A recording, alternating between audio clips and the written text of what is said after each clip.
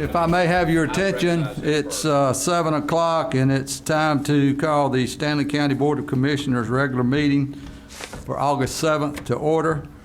It is my privilege to welcome everyone here. I'm enthused when I see a crowd like we have tonight. I wished every meeting we had this many citizens to attend because the county business is very important business. And there's important issues that we cover every time we meet. But I am very thankful for the crowd that we do have tonight. So welcome on behalf of the commissioners. I welcome you to our meeting. At this time, I would normally call on Commissioner McIntyre for the invocation, the Pledge of Allegiance, but he is joining us by phone, and I don't think he probably can do that. So I'm going to ask another commissioner, one that would volunteer to take Gene's place, to please let me know who wants to do that. Okay, Commissioner Eford. Let us bow. Our dear gracious Heavenly Father, we humbly come to you tonight thanking you again for this evening. We pray, Lord, you'll continue to bless this county and the people in it, Lord. We pray, Lord, you'll give us strength and wisdom as we conduct the business of the county.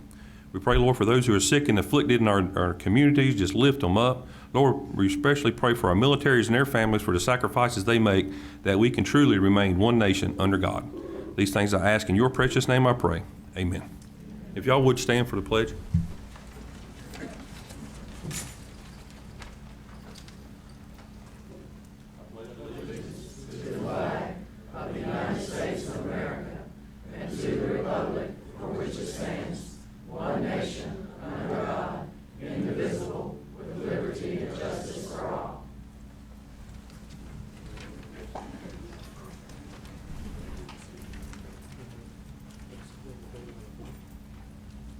Thank you, Commissioner Eford. We appreciate that. Commissioner McIntyre, I hope you can hear us okay. I can hear you well. Okay. Would like for the all the commissioners to look at the agenda, and I ask that we have a motion to approve or change. Mr. Chairman, Yes, sir. I move to approve the agenda as presented. Okay. Mr. Chairman, Yes, sir.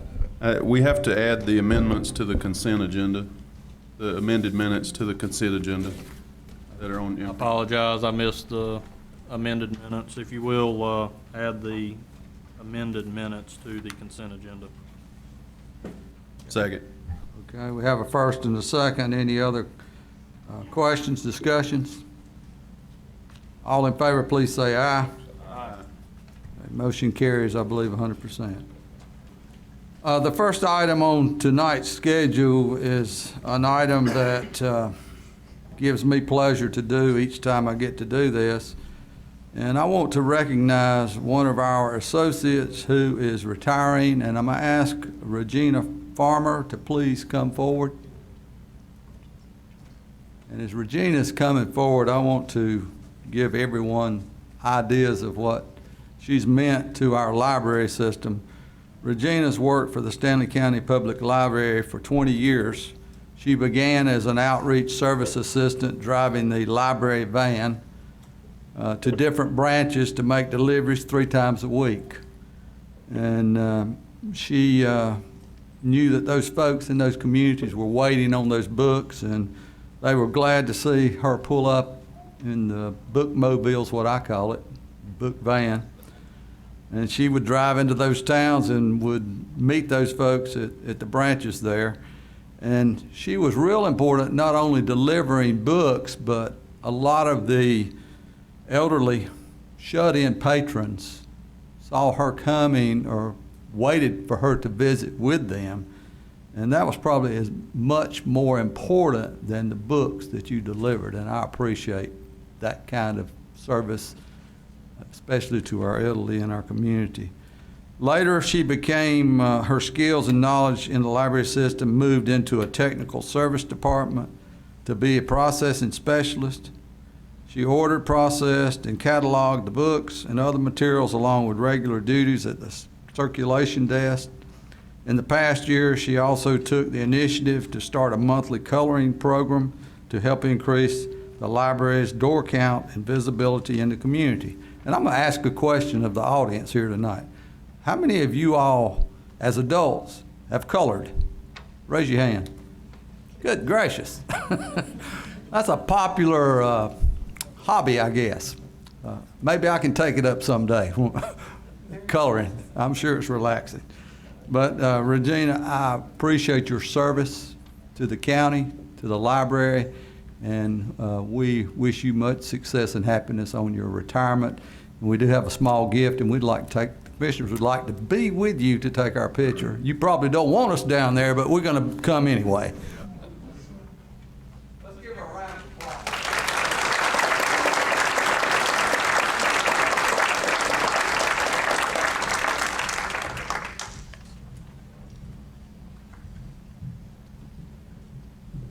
I don't know about any of you in the audience, but every time I go to the library, I get in trouble because I like to talk and I got to be loud.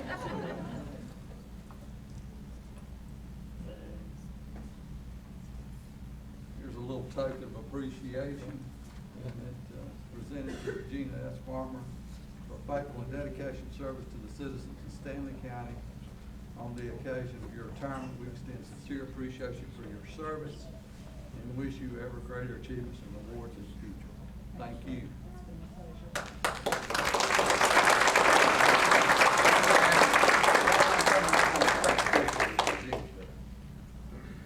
Someone have a camera?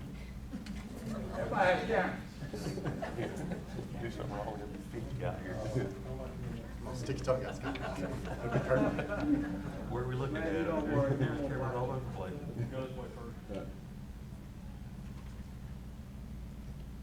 If you have family members you would like pictures made with. My daughter's with me if she's willing. Tell her, come on Are up you here. willing, daughter? She is. Okay. Okay. Okay. You want, let's just let you and your daughter in this picture. Is that okay? Whatever works. Okay, break it up.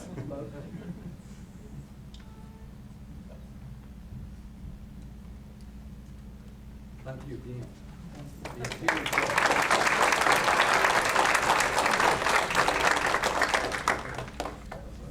you, yeah, thank you.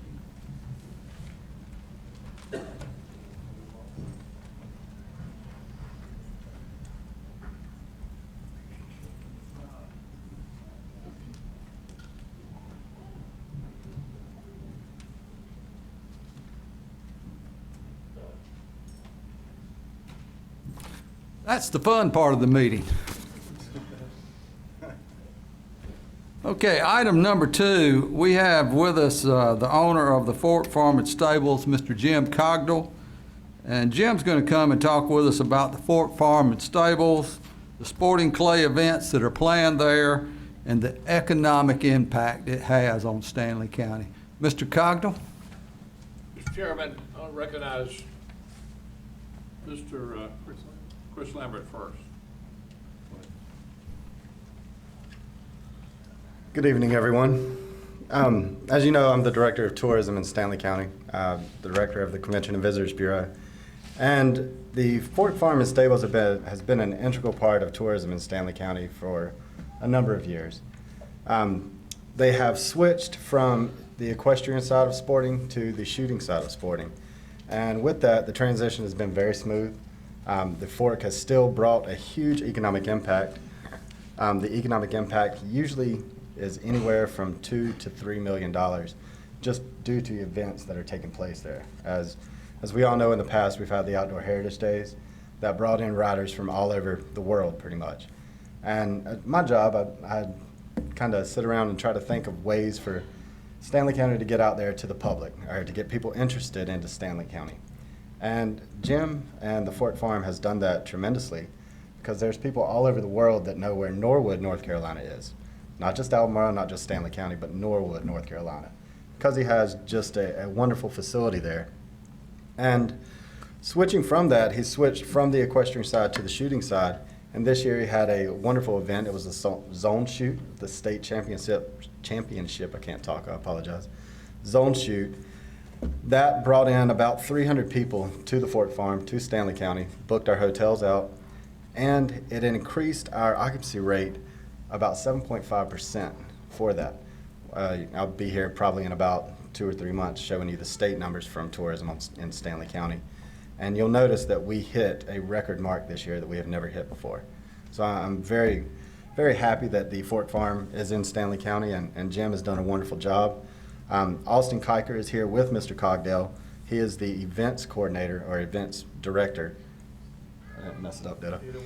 Okay. He's the guy that does everything at the Fork. So I'd like to introduce them. They're going to talk a little bit about what the Fork's doing now. And again, here's Mr. Austin Kiker and Mr. Jim Cogdell. Thank you, gentlemen and ladies. Welcome to both of you. Thank you. I'm going to start off and then let the younger man make some comments. I'm Jim Cogdell, and I think I know everybody. Eat lunch over here with my buddy, Mr. Angelo. Sorry that we don't have the flash drive. We got it, but y'all not right see the photographs of what we got and what goes on at a recreation shoot. But we did provide, and I'm gonna let Austin put these up here, Mr. Chairman, if you'll pass out some hats. Hope that's not illegal in ethics for me to give you a hat. As serious as we are and served on the Wildlife Commission 7 years, I can appreciate the ethics part. Put those up there, so give them, and so everybody can have a hat. If you can't, give it back to me, or you can sell it. I'll make one little opening comment before I turn this over to Mr. Kiker, and I'm very fortunate to have Austin working with us. He's from Anson County, went to App State, lived in New York, et cetera, and he'll tell you a little more about it, but he handles all the incoming calls and handles all the events and books them and manages them and puts them in place. 18 years ago, this coming November, I stood before this body and announced what I was going to do, and we had to get some changes made in the documents, because in that process, I started to make a donation of the property at that particular time to the foundation of Catawba Land Trust. So as my guidance to the people that Uwharrie, I think it was Uwharrie Bank, but it was not Uwharrie Bank, it was one of the Capital Holding, Billy, I don't know which one it was that owned the, yeah. And so when I was able to negotiate 2 years with Roger Dick, it took a long time because he didn't know which pocket I was talking to, which pocket he was talking to. We came to terms to purchase the property, and it was one dwelling on the property. And I still see a lot of people in Stanley County that have never been out to observe or been around to come look at the property. We'd like more and more people coming. So the idea was kicking off this major event that Mr. Kiker is going to tell you about, and the economic impact that Chris has talked about when he called it. I said, well, it's time to kind of tell Stanley County again that we're alive and well in the southern part of the county. One thing that we did observe today, and breaking a little bit into what Austin's going to talk about, we have Canada and France are coming to our event along with the United States. And I'll let Austin go over with the other states. You'd be surprised by the amount of people. We're just in North Carolina, only 137 of the 600 people are from North Carolina, and the rest of them across the country. And I want to thank you for allowing us to participate in this event by presentation. Chris mentioned that we have crossed over a little bit and have done away, or not done away with, on the equestrian. The equestrian event, I need to just get up to speed, is still in our licensed name, and it's in Tryon, North Carolina. How many people, show of hands, Mr. Commissioners, know that the World Equestrian Games are coming to North Carolina the first time in the history? Thank you. Everybody's right on top of it. First time in history in North Carolina, second time in the United States in history. And it was in Rolex about 8-9 years ago, and I attended it. And the economic impact of that is $500 million, and 60,000 room nights, and for a total of 17 days. And our event, the Fork from Norwood, North Carolina, is a signature qualifier, what we refer to as the test run for the 3-day eventing side. There will be every discipline in the world, every equestrian discipline in the world coming to North Carolina. And right now you think the Masters are big, you think the NFL's big, you think the basketball's big, and all of the political issues around bringing equestrian to this country. And our land in Atlanta, going into Asheville, created its own boarding and facility. Charlotte has created where horses are being shipped into North Carolina. The first time we ever had horses shipped into the airports in North Carolina, normally goes to Atlanta. And at this heat it is right now, it's very difficult, and some of the horses will be boarding and come into our farm to stay before they head up to compete. $500 million to the state. NFL hadn't done that, the NBA has not done that, and 60,000 room nights. Asheville, Knoxville, Tennessee, the Charlotte market is absorbed already, the Atlanta market is absorbed, and these people will stay here for those days running all their questions. The Fork is responsible for the signature of our license to allow the people in Trine, the Mark Bellissimo, who owns the Trine, along with the Mercer family from Boston International Horse Center, to achieve that. And they have 17,000 seating capacity stadium for this event. It is a major, those of you who have not been there, look at it. So we're alive and well, Norwood is, but the license is up in Trine. And I don't know what's going to happen after that. We'll just see. I'm going to turn this over to Mr. Kiker to talk a little bit about the statistical detail, and thank all of you for allowing me to be a member of your city, member of your county, and to be working with you over the years. Every one of you, thank you very much. And we'll let Mr. Kiker talk. Hello, everyone. My name is Austin Kiker. As was previously mentioned by Mr. Lambert, I'm the event director at the Fork Farm and Stables. I appreciate you all allowing me to speak today and for your time. I come to you today to talk a little bit about the 2017 Southeast Regional, which is a championship series shooting event under the umbrella of the National Sporting Clay Association. So the Southeast Regional will draw 600 shooters from all over the country to Norwood. Our Southeast region is encompassed by North Carolina, South Carolina, Georgia, Florida, Tennessee, Alabama, Jamaica, Puerto Rico, and the outreach is much greater than that. We have competitors from 36 states, Canada, and France that are going to be joining us in late September. Those dates are September 27th through October 1st. So we're extremely honored and very fortunate to be hosting this event. So just a few stats for you. Each shooter will spend about $600 in entry fees, and then on top of that, they will of course need lodging. They will need to eat. They will of course be, besides the shooting, they will also be partaking in leisure activities around this county. So with that, the Southeast Regional, as well as the North Carolina State Championship, I want to kind of reiterate this. We have generated about somewhere between $2 and $3 million of economic impact because of those events, which we are very proud of course. We at the Fork will have over $315,000 in expenditures just for the Southeast Regional event. So we're having to leverage that money before the event ever occurs. So as you can imagine, that's quite a hit on our pocketbook, that with all the other events that we've been saving up for and trying to get ready for this particular event. So those expenditures, and that we are having to leverage that money from staffing, equipment rentals, getting ready to host the social gatherings for the event. So there's been a lot of phone calls made and a lot of promises put out there for this event so that we can actually get the ball rolling in hopes of having a successful event. We will operate somewhere around 14 shooting events throughout the course of the Southeast Regional. A lot of those events will be occurring all at the same time, so you can imagine the amount of staff I'll need. I'll need somewhere over 100 people between my course managers, the people who actually trap for the shooters, the trap loaders, or in other words, the individuals who load the sporting clay machines between the rounds of shooting, and so forth.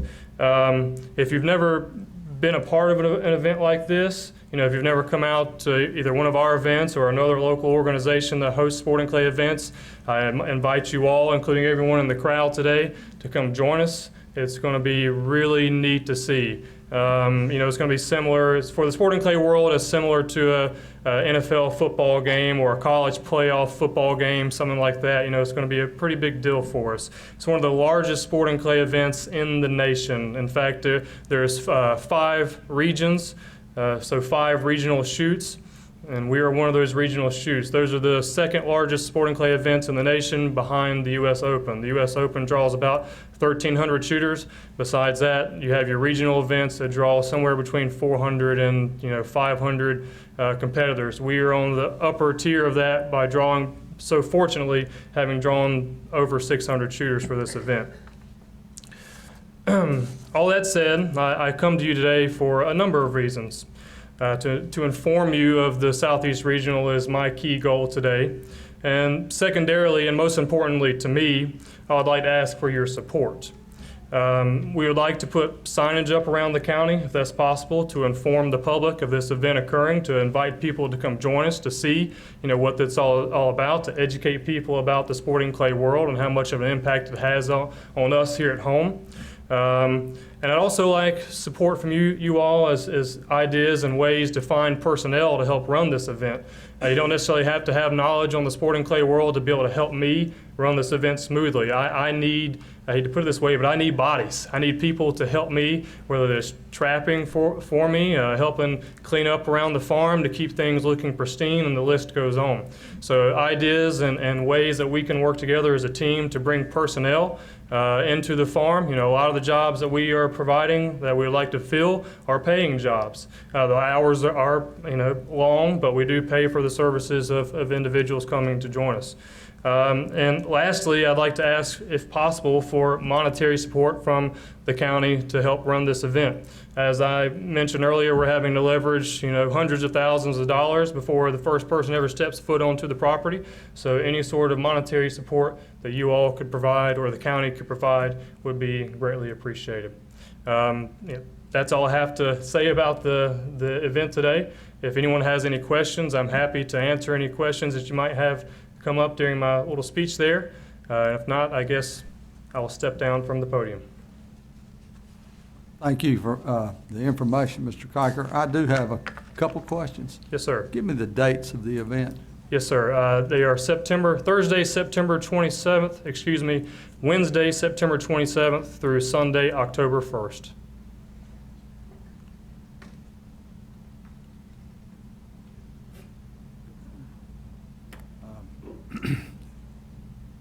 Does anyone have questions of Mr. Kiker or Mr. Cogdill? I have one more thing to say, Mr. Chairman. Yes, sir. We had all the rooms in Stanley County rented. I think Chris is gone. That's correct, yes. 244 rooms, 245 rooms. We reserved 750 rooms for this event. And we had to reach all the way to Concord and Charlotte, Wadesboro and Monroe. And we've confiscated many houses on the lake that will rent. The economic impact by the shooters, it took over 2.5 years negotiating the right to bid for the event. So we had to go through a bid process. Then we had to be approved by our delegates in our region. This is not something you just do for $1 and do it. So it's like Los Angeles, California saying they're getting ready to have the Olympics in 28. Well, this is, the next step for us would be to be able to have the U.S. Open here.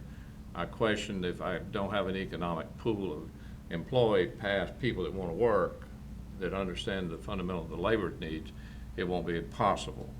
The same thing when we worked and did the horse event, it needed 360 employees to do the horse event, volunteers from A to Z in the equestrian world. Mr. Chairman, you know exactly what I'm talking about. Some of the things that the county, the city of Norwood has done is give us water. Water is needed tremendously, bottles of water. We invite all the county commissioners to come to the Saturday night dinner. Let us know you're coming, bring your spouse, and you'll see some activities. Hope to have some keynote speakers to talk a little bit about the right to Second Amendment, the NRA, et cetera. But also we will probably introduce, I don't know, maybe y'all don't aware that this is the 5th year in a row that Stanley County School, Park Ridge, Greystone, North Stanley won the national event again. Well, they train at my facility. We donated the facility to them to train, and we are changing the rules and got it to where all the families now are paid to go there. The shooters, they used to only could send one team, and now you should be very, very proud in your county and District 6 as well to have national champions. And you were with me, Mr. Chairman, when we introduced them to the Wildlife Federation in Raleigh the night when they took all the children to meet. We are a believer in the fork at the farm. They must have children in the woods. They need to put down the crack barriers, iPhones, flip phones, hearing aids, whatever it is, and go listen to everything else. If you saw a great rainbow and a good little whiskey or something, it's a great place to enjoy, but the children need to be out of where they are into the woods and understand our freedom that has existed. So that's kind of my dedication, and by giving the land to the Catawba Land Trust, that is why the land will be left in perpetuity for that. And I'm 76 years old. Thank you, Mr. Chairman, and thank you, Mr. Commissioner. Thank you. Any questions of me? Any questions of Mr. Cogdill? Comment I'll make, and this is to everyone in this room, if you've never visited the Fork Farm and Stables, you don't know what you're missing out on. Mr. Cogdill and his folks have made that a pristine area, and if you've never shot sporting clays at their facility, it's a lot of fun, and I encourage anybody that can to go down and visit the Fork Farm and Stables. And I wish you much success, Mr. Cogdill, Mr. Kiker. Thank you. And we're going to lean on Chris to try to help you get some signs put out around the county where zoning will allow it. And I know in some of the towns and municipalities, they have zoning rules, but I would encourage Chris, you and Mr. Kiker to meet with some mayors and see if you can't get a arrangement to put some signage out. And thank you very much for being here.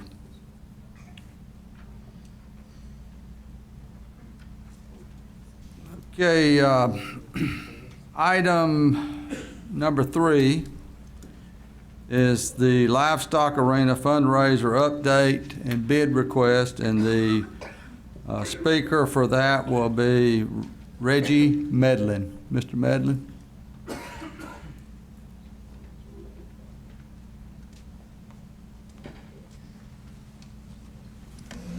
Good evening. My name is Reggie Medlin. I'm a member of the Friends of the Agri-Civic Center and a charter member of the Arena Committee and a proud citizen of the Porter community down in southern Stanley.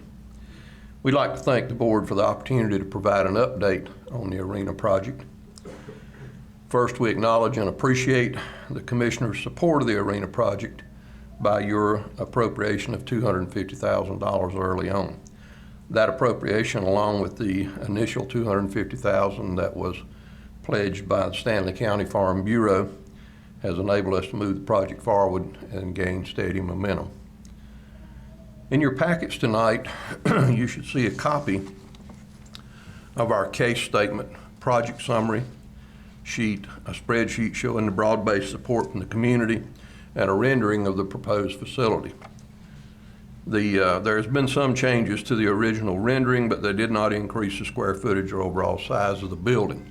And what I mean by that is the rendering that you may see in your brochure shows a ticket and concession area on the end, and we have moved that to the side because of some consultation with our architect and thinking forward for the future about some additions that might be added to this down the road. So we felt like, and the site look itself lends it to that. We're extremely proud of our donations and pledges from individuals and private sector businesses and organizations. The spreadsheet in your packet shows the commitment of the citizens and local businesses that have made to the project. We as a committee, and on that committee I would like to mention is Frank Simpson, Jim Cameron, Wayne Sasser, Curtis Furr, Lori Ivy, Samantha Foster, and myself. Those are the members of the Arena Committee, and all but one of those were there from its inception. We're extremely proud of our donations and pledges from individuals and private sector businesses and organizations. The spreadsheet in your packet shows the commitment of our citizens and local businesses have made to the project.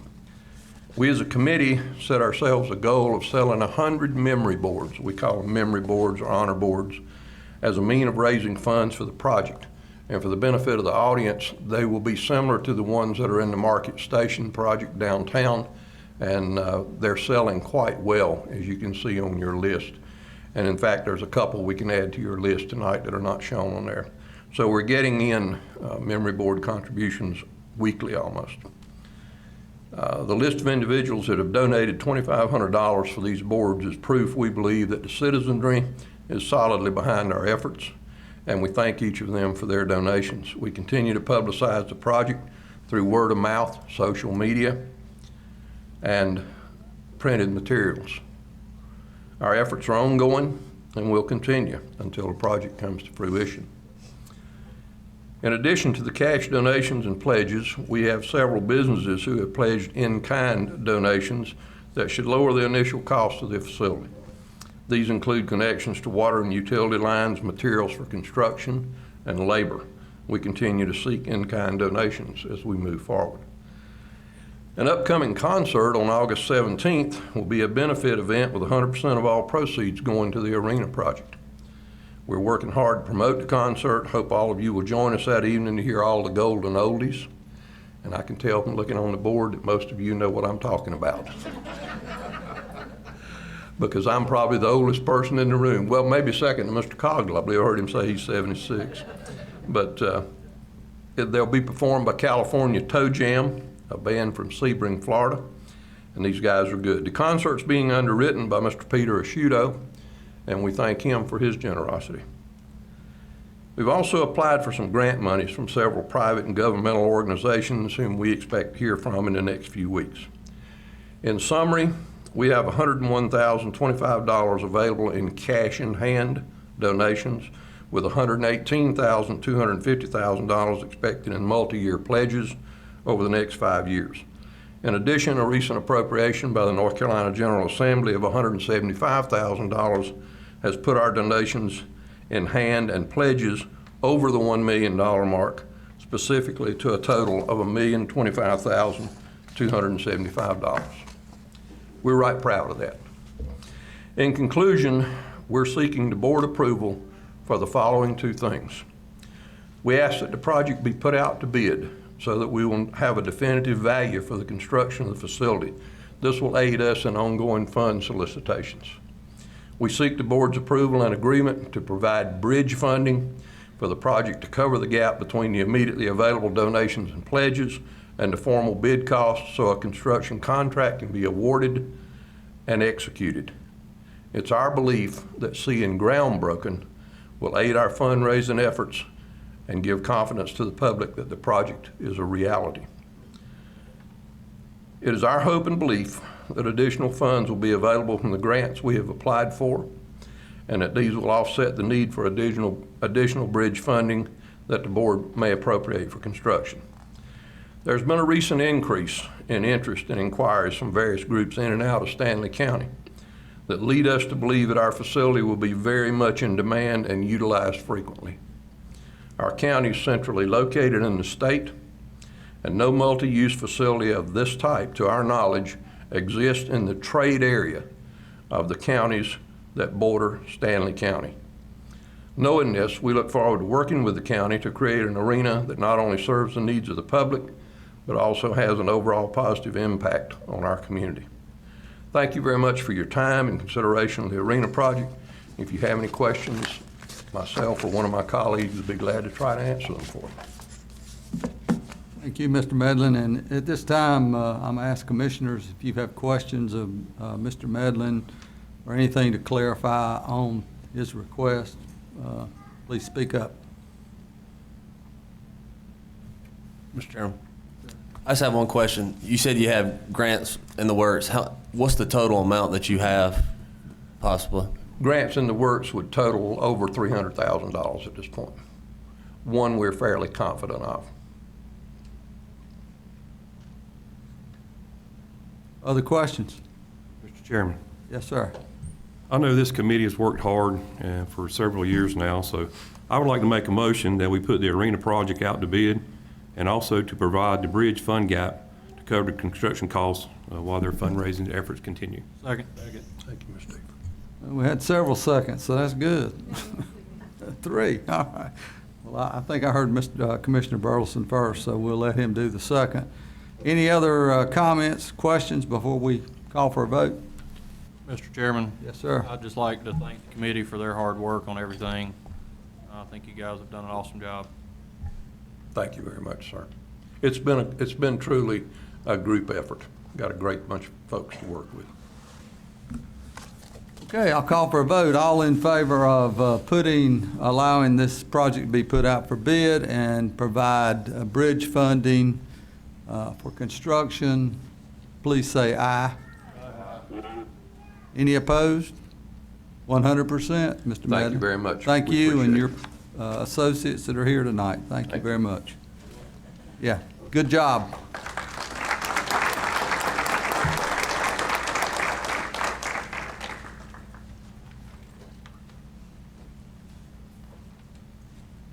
Item number 4, presenter Clinton Swearingen, our tax administrator.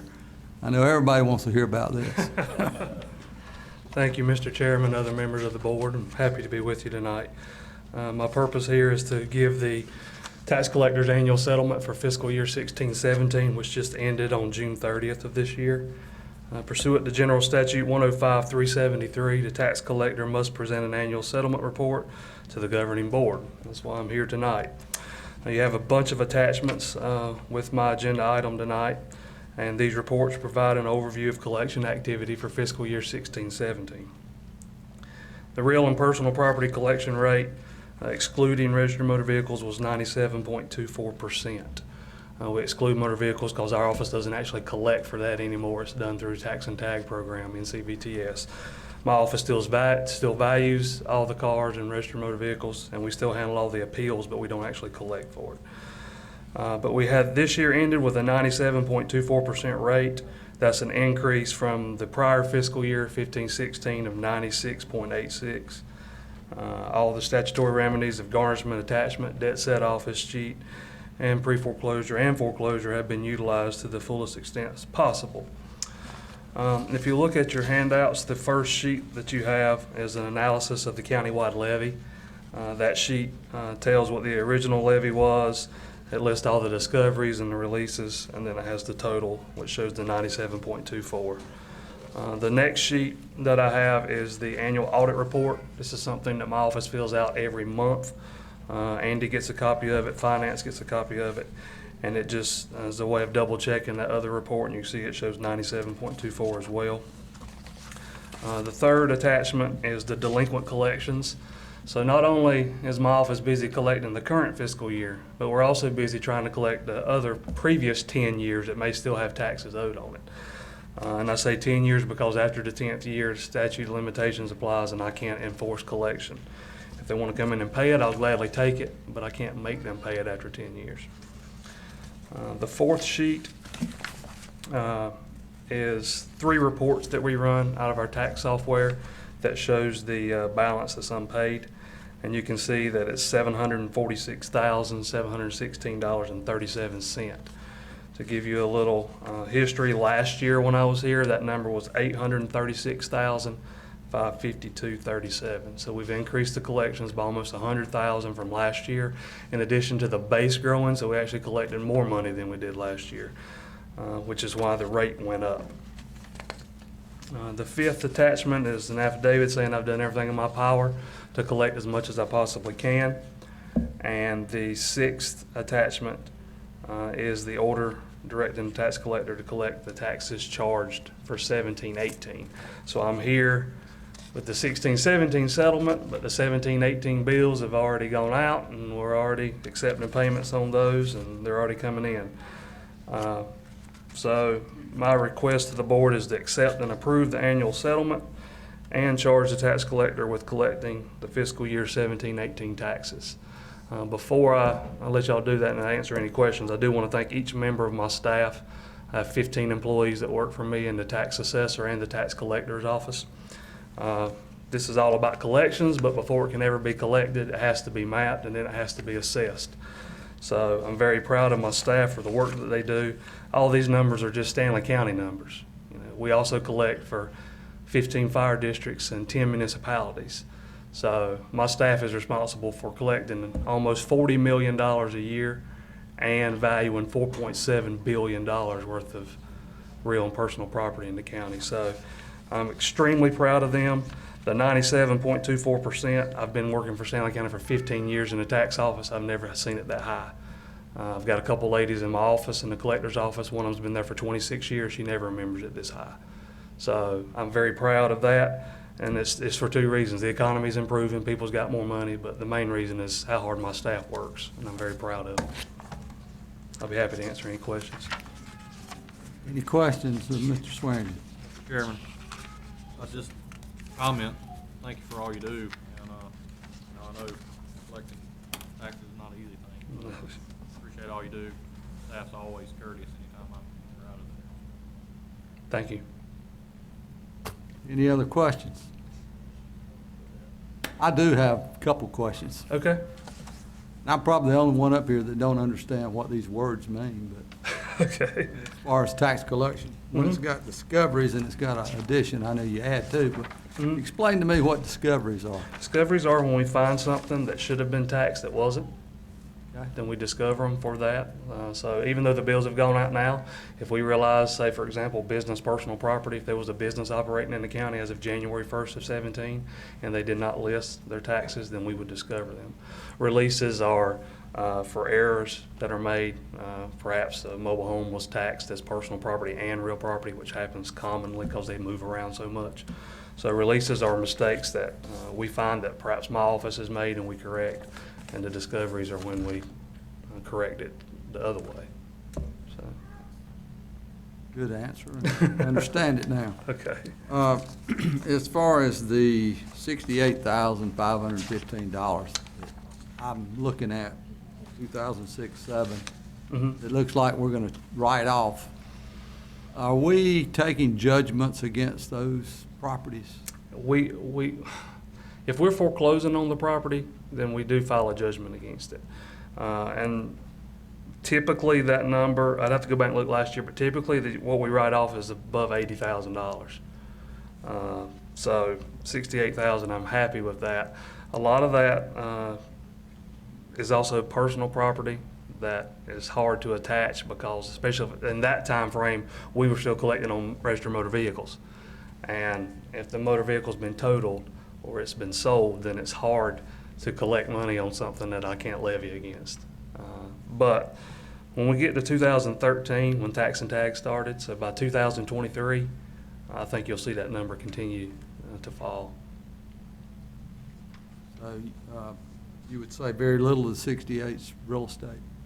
I can't tell you for sure, but I would definitely think personal property is more than the real estate is. And, you know, and if you look at it, I mean, 10 years is a long time, but if you look at a levy that was $25 million, and we've collected every dime of it except $68,000, that's almost a 99.9% collection rate, so.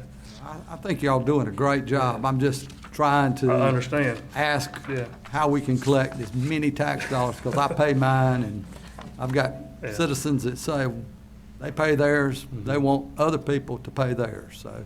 And I appreciate what you and your staff, how hard you're working, 2.4. Yeah, that's a great collection rate. It's good for a small county. You'll get a lot of the larger counties that'll get close to 98 or 98.5, but 97.24 is above the state average. So, Any other questions of Mr. Swearingen? Okay, what's the pleasure of the board? Mr. Chairman, Yes, sir. I move that we accept and approve the annual settlement report and charge the tax collector with collecting the 2017, 2018 taxes. Do we have a second? I'm gonna pick Ashley. Thank you, Ashley. Second. First and the second, all in favor, please say aye. Aye. Any opposed? Motion carries 100%. Thank you, Board. Clinton. Okay, at this time, I want to recognize Michael Sandy, our planning director. We have some zoning requests and a recognition. Thank you, Mr. Chairman, County Commissioners. Before you tonight is something that I take great pleasure in, is recognizing one of your employees when they receive a statewide award. I'd like to recognize Tim Swearingen and his wife. Would come up, please. Tim has worked for the Zoning Enforcement Office since 2008. In this role, he's been responsible for enforcement of all parts of the zoning and minimum housing ordinance. This includes field inspections for new construction and inspection of properties for minimum housing code violations. The county contracts with 5 of the municipalities here in Stanley County, and he works closely with each of them to meet their enforcement needs for zoning and minimum housing. In addition, that's in addition to his county duties. He reviews plans and issue permits when not in the field, when he's in the office. Tim works well with the public, answering zoning and development questions. He effectively works with those in violations of the ordinances and is able to suggest reasonable solutions to issues that are found. He is a certified zoning officer with the NCAZO and a certified housing officer, and stays up to date with training and the latest zoning information. Having previously served as a pastor, Tim goes about his important work with a positive and caring attitude. He knows that when to be understanding and when to be firm. His sense of fairness and equity is always a guide for him, and it's a great example for others.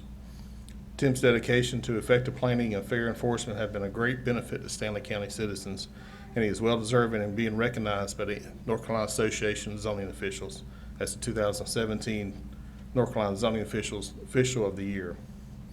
Mr. Josh Harold, which was on the awards committee for NCAZO, stated the NCAZO in their presentation stated that Tim Swearingen exemplifies the qualities that it takes to be a successful zoning officer. Typically, zoning is a thankless job, and it takes someone special to perform at this level that Tim has. Tim's hard work and dedication are apparent from his coworkers, and he serves a vital role in numerous communities. That's Mr. Josh Harold. I'd like to show you his award.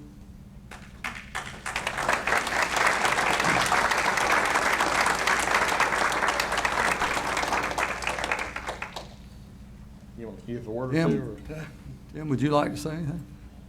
I would like to thank the board, Mr. Chairman, for the decisions you make. Here, not too awfully many months ago, we presented a couple of cases to you for approval of ordinances to carry on the enforcement activity, and you folks did that. And I'd just like to thank you for your support for our department. And sometimes you have to make hard decisions too, and I appreciate it, really do. Thank you. Thank you for what you do, and Ms. Swearingen, we appreciate you allowing your husband to work and do his job. So thank you for being here to support him. Thank you. Now comes the fun part, Michael. That's right.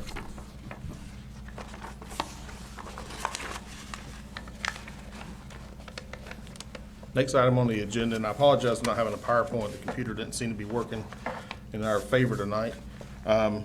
Should be ZA 1703. John Mason requests to add the following language to the zoning ordinance.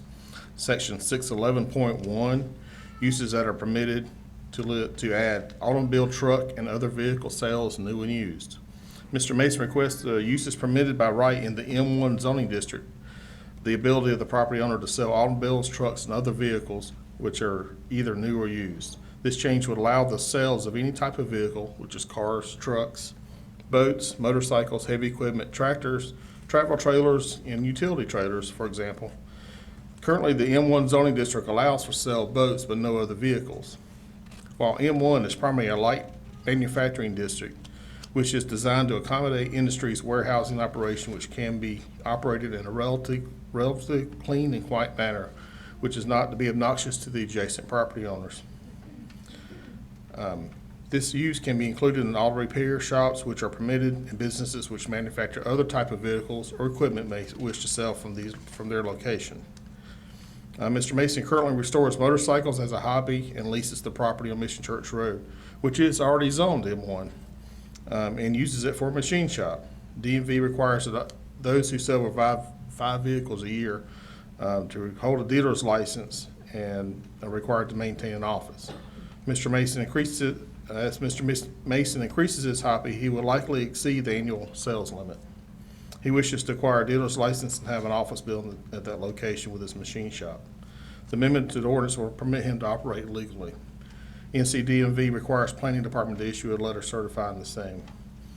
The Planning Board reviewed the amendment at their July 10th meeting this year and unanimously recommended approval for this text amendment. This may allow for some other areas' economic growth in the M1 and M2 district. If commissioners approve this rezoning, the state statutes now require statements supporting the amendment. Staff suggests the following language be included in the motion for approval. That this amendment follows the 2010 county land use plan by encouraging land use patterns that provide a compact mix of uses at a higher intensity of development. I'd be glad to answer any questions. Any questions of Mr. Sandy?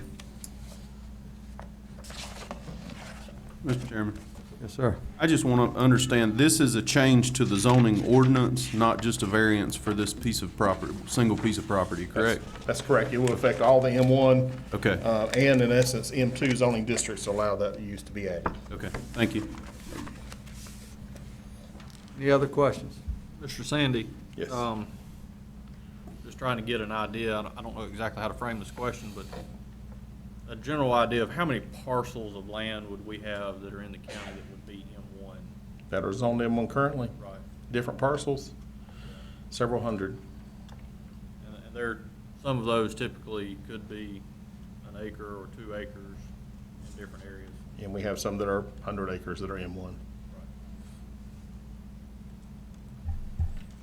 Any other questions?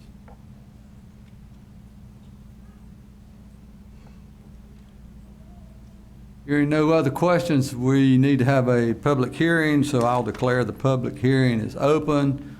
For anyone wishing to come and speak for, please come forward.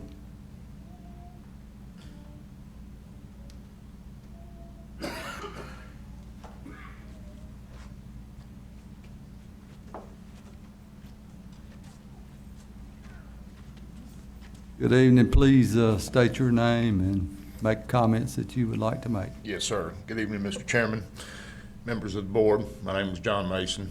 I'm the one that has requested this zoning change to the 611.1 of the current M1 light industrial zoning district. Mr. Sandy covered a lot of the information I was going to speak about, but land use already allows us activities like automobile parking lots, automobile garages with open storage of dismantled, wrecked, inoperable, or unlicensed vehicles. Boat work sales are already allowed, along with a variety of open storage, industrial type equipment and materials such as building materials, lumber yards, monuments, plumbing, electrical, and heating supplies. So it is my opinion that automobile sales would be an appropriate fit within this type of RA zone district. Currently, automobile sales in Stanley County is only allowed in general business districts, and this will allow its citizens, business owners, and future business owners to explore the option to see if the M1 light industrial area would fit into their business plan, which could lead to extra economical growth within the community. My research shows that currently most of the adjacent counties surrounding Stanley County allows this type of sales in their current light industrial zones. There would still be requirements to be met by the state for a sales lot, which is regulated, inspected annually. So to me, this is not going to affect, create an eyesore or create any other hardship that's not already allowed in that zone. So I ask for your careful consideration in this matter to approve this request and help keep Stanley County and its citizens one of the greatest counties to live and work in within North Carolina. Thank you very much. Thank you, Mr. Mason. Does anyone have questions of Mr. Mason? Thank you. Thank you, sir. Is there anyone here to speak against this zoning change?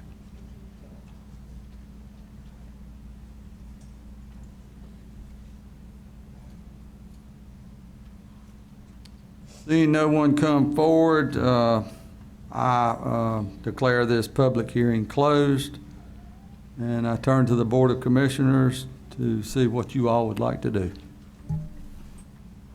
Mr. Chairman, Yes, sir. I guess I'd just like to point out, Mr. Mason was working on boats and selling boats. He would already be permitted. And I don't see a problem why we shouldn't add this text to the M1 district. Putting that in the form of a motion. Well, I guess I'd give other members a chance to have some input, but I don't see any reason why we shouldn't. Other comments from commissioners? If not, I'll do that in the form of a motion to add automobile, truck, and other vehicle sales, new and used, as a text amendment to the M1 light manufacturing district. I think everyone heard the motion. Do we have a second? Mr. Chairman, I'd second that motion, sir. Commissioner Rayford seconded the motion. Any other discussion before we vote? All in favor of that language being added, please say aye. Any opposed? Motion carries 7-0. Okay, Mr. Sandy. Thank you, Mr. Chairman. Next item is ZA 1704, Timothy B. Wilson and Mary E. Moses request to rezone approximately 30,000 square foot lot on Airport Road from RA Residential Agricultural to M1 Light Industrial, tax record 9565. Mr. Wilson and Ms. Moses requested a property located northeast of Airport Road, just south of its intersection with NC Highway 740 in New London, or near New London, containing approximately 30,000 square feet. The property is currently zoned RA. The lots immediately surrounding the property are RA. However, just to the north of the property is owned by Mr. Russell and Sons, which is zoned M1 Light Industrial, and the airport property, which is zoned M2 Heavy Industrial. The Air National Guard Base and Albemarle Correctional Facility are nearby. The rear of the property backs at the proposed yet undeveloped residential subdivision. 4 adjacent subdivision lots are owned by the applicants also. Mr. Wilson proposed using the property for a car sales lot. Currently, the M1 zoning district does not allow vehicle sales. This will change if requested for Mr. Mason's case, which you just heard and approved. This district is designed to accommodate industries and warehousing operations which can be operated in a relatively clean and quiet manner, which will not be obnoxious to the adjacent residential or business districts. This parcel is currently lightly wooded and has a home on it which was burned approximately 16 years ago. The property has been vacant since that time. Airport Road in this section was rerouted into the front of this property about 10 years ago, and the property is within the airport protection zone, which places added restrictions on height. Public water is available nearby and would be served by a septic system. Traffic on Airport Road in this area averages about 720 cars per day, according to NCDOT in 2013. The property is located in a growth area per the 2010 Stanley County Land Use Plan. If the commissioners approve the rezoning, state statutes require a supporting statement. Staff suggests the following language be included in the motion for approval. The proposed location is in a growth area per 2010 Land Use Plan, which also recommends to promote the economic development of Stanley County. The Planning Board forwarded this recommendation to the Board of County Commissioners with unanimous recommendation for approval. We're glad to answer any questions. Any questions of Mr. Sandy?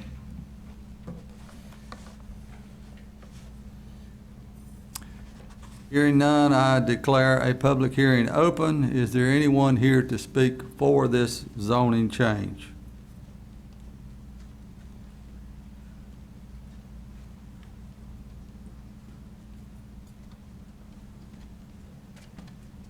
How you doing? Hey, good. How are you doing? Please state your name. My name is Timothy Wilson. Basically, we're just trying to we already own the property. We have a moving, like a transporting business that we're needing a place to park our trailers and our trucks in the evening. In the process, we're just gonna buy a couple cars and store them and sell them, and that's basically all we're trying to do.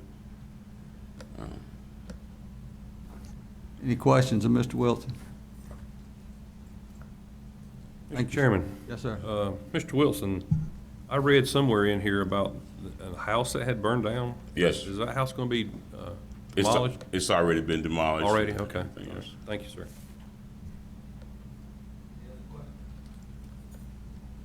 Thank you, Mr. Wilson. Thank you. Is anyone here to speak against this zoning change?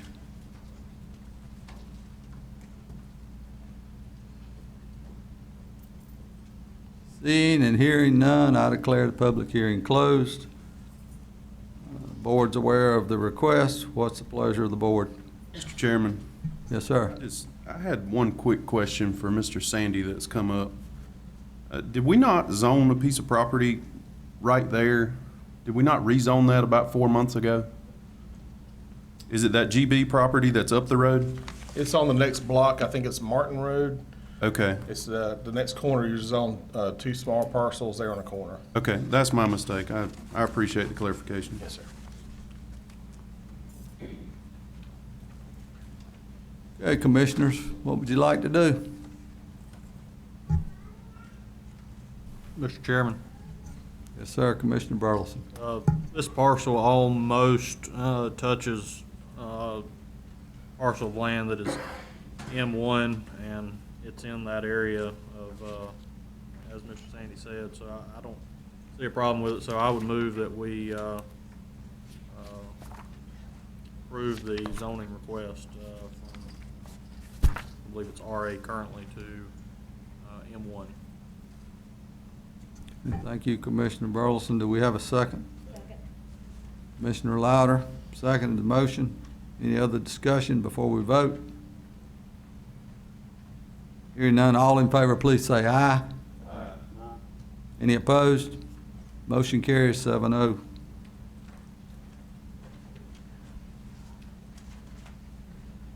Okay, item number 6 is the Health and Human Service Consolidation discussion. Presenter is our County Manager, Andy Lucas.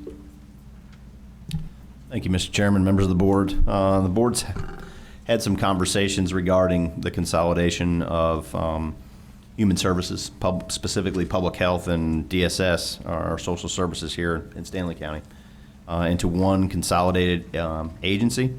You began that discussion at your strategic planning session in March, and then also had a discussion in one of the budget workshops in June. And I will say that the board's had that, not this specific board, but previous boards have had that discussion in the past about consolidation since 2012 when it was passed. The board was instructed to provide the proper public notice for a public hearing related to human services consolidation to be held this evening. Since that announcement that in mid-June, staff has met with both the Board of Health and the Board of Social Services to share information and address both questions and concerns. So with that, I'll stop and answer any questions if you have any, but allow you to open up the public hearing. Any board member have questions of County Manager Lucas?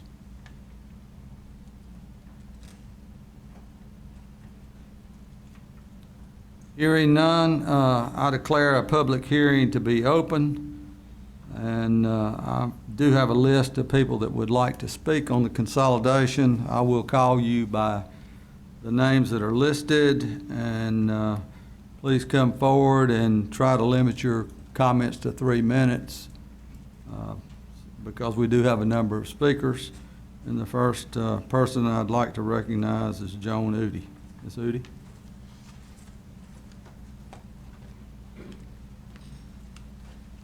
Good evening, and thank you for the opportunity to speak to you. I am a member at large on the Stanley County Board of Health, and this is my second term. I am a registered nurse for the last 40 years and also have my Master's of Science in Nursing and my PhD in Health Services Management, so I feel I come to the board and serve them with my experience.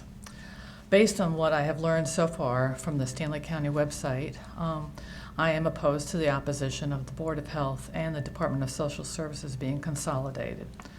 We did vote on that at our last meeting. From the Board of Health perspective, you have a well-oiled machine in place So why change just for the sake of changing? To date, there's no clear information that has been shared on your website as to what we would gain by going through this process, both short or long term. Given the very different functions of the two departments, it's hard to see where there would be programmatic efficiencies from that consolidation. And I don't believe we have seen that there is a financial benefit to adding a consolidated human services director. It would add costs, and it's unclear what the management structure would look like or what the other costs would be associated with that change. Local government does not necessarily need to be bigger to be more efficient.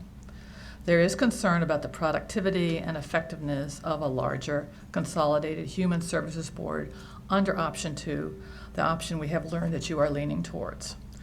These two departments have broad, complex responsibilities and operations that need dedicated board attention and time. Board management and functioning will be a challenge, and I believe it will be more difficult to find members to serve.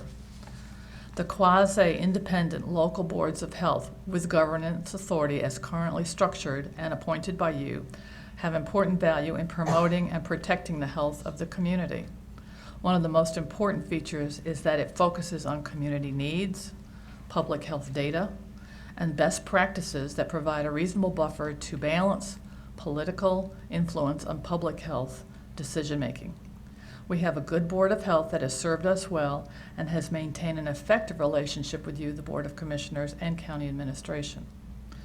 I also understand that on the UNC School of Government website that Amy Wall and her colleagues have been doing research on this since 2012 and are available to assist the Board of Commissioners as you go through this process. If you continue this consideration, I strongly encourage you to use this resource so the citizens of Stanley County are served in a standard that reflects your high commitment to them. Thank you. Thank you, Ms. Udi. Larry Faulkner.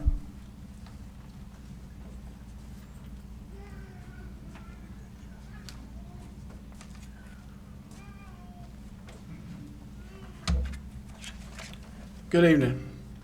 I'm Larry Faulkner. I'm chairman of the Stanley County Board of Health. I've been on the health board for 2 9-year periods, and the 3-year period in between, I was kept informed of what was going on. So I'm well informed and familiar with the health board and the health department. We have the best health department in the state. I have served with different health directors, and our present director is the best. The different departments of our health department are outstanding: environmental, home care, general health, and animal control. And our newest, pediatric dental care, is the best in the state. Our dentist puts smiles on children that can't get this care anywhere else. Any disturbance or change will affect the whole health department. I can't speak for the DSS. I do not know any of these people. I just happened to meet 2 of them tonight. But that's about it. As for cost, you won't save any money. A past county manager said he and others put numbers on paper and it just didn't work out. You have people in our health department that are upset. Things are going well right now. We don't need a change. We have recreditation coming up this fall. This means so much to our health department, so any change could mess this up. This accreditation and all tells us how good our health department is. Our folks work real hard to get this done. I feel the Board of Commissioners have not thought this through. I don't think you, the Board of County Commissioners, would want to take this job on. I sincerely don't think you want to take our job. I mean, seriously. If you just take care of the county business, I feel you will be looking after the county just fine. You already handle our budget, and you've done a fine job on that. We've just got, I'm sorry, that's all I've got written down, and I'll just ramble on, so thank you. Thank you, Larry. Robin Listerman.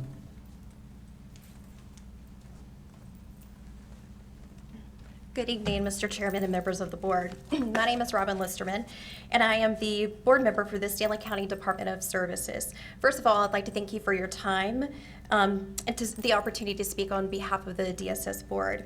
While serving on the board, I've been educated on the immensity in which the services at the agency impact this county. Annually, our services extend over 4,000 households and 10,000 individuals. When I took this appointment, I became an advocate for the agency, which is why I'm here tonight with a number of my board members. The board, as well as myself, want nothing more than to ensure the services received by Stanley County residents to be held no less to the standard than they currently are.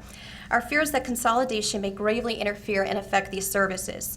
While I appreciate the commissioners who have attended our board meetings, I was consistently left with unanswered questions. Where is the plan for consolidation? What will the organizational structure look like? When do you envision implementation? While I understand many of these questions may still be in a pre-planning process, they have provided a sense of uneasiness. Before you move forward with voting, I ask that you consider the following. 1, the challenges that consolidation has presented to peer counties. Let's learn from others to identify their obstacles and their challenges. Utilize the expertise of Amy Wall and the UNC Government School. Host small roundtable discussions with members of the agency to gather critical perspective on the development of a plan. 4, if the objective is to create uniformity among all county employees, is it best action to consolidate or to become substantially equivalent? As a resident of this county and a member of this board, I cannot stress the importance of ensuring that a plan is in place. A plan provides protection for the unknowns. It provides reassurance for those responsible for implementing the plan have thoroughly examined all of the options. Thank you for the opportunity to speak and to convey my thoughts and concerns. Thank you. Thank you. Amy Yao.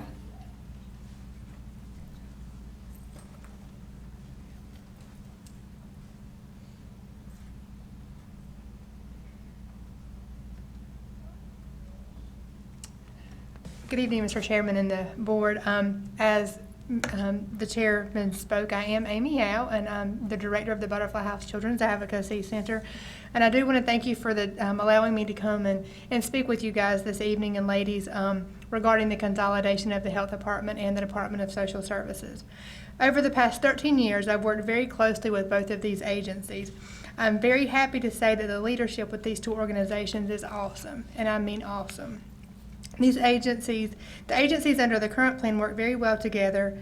They are very close in proximity, and they offer distinctly different services.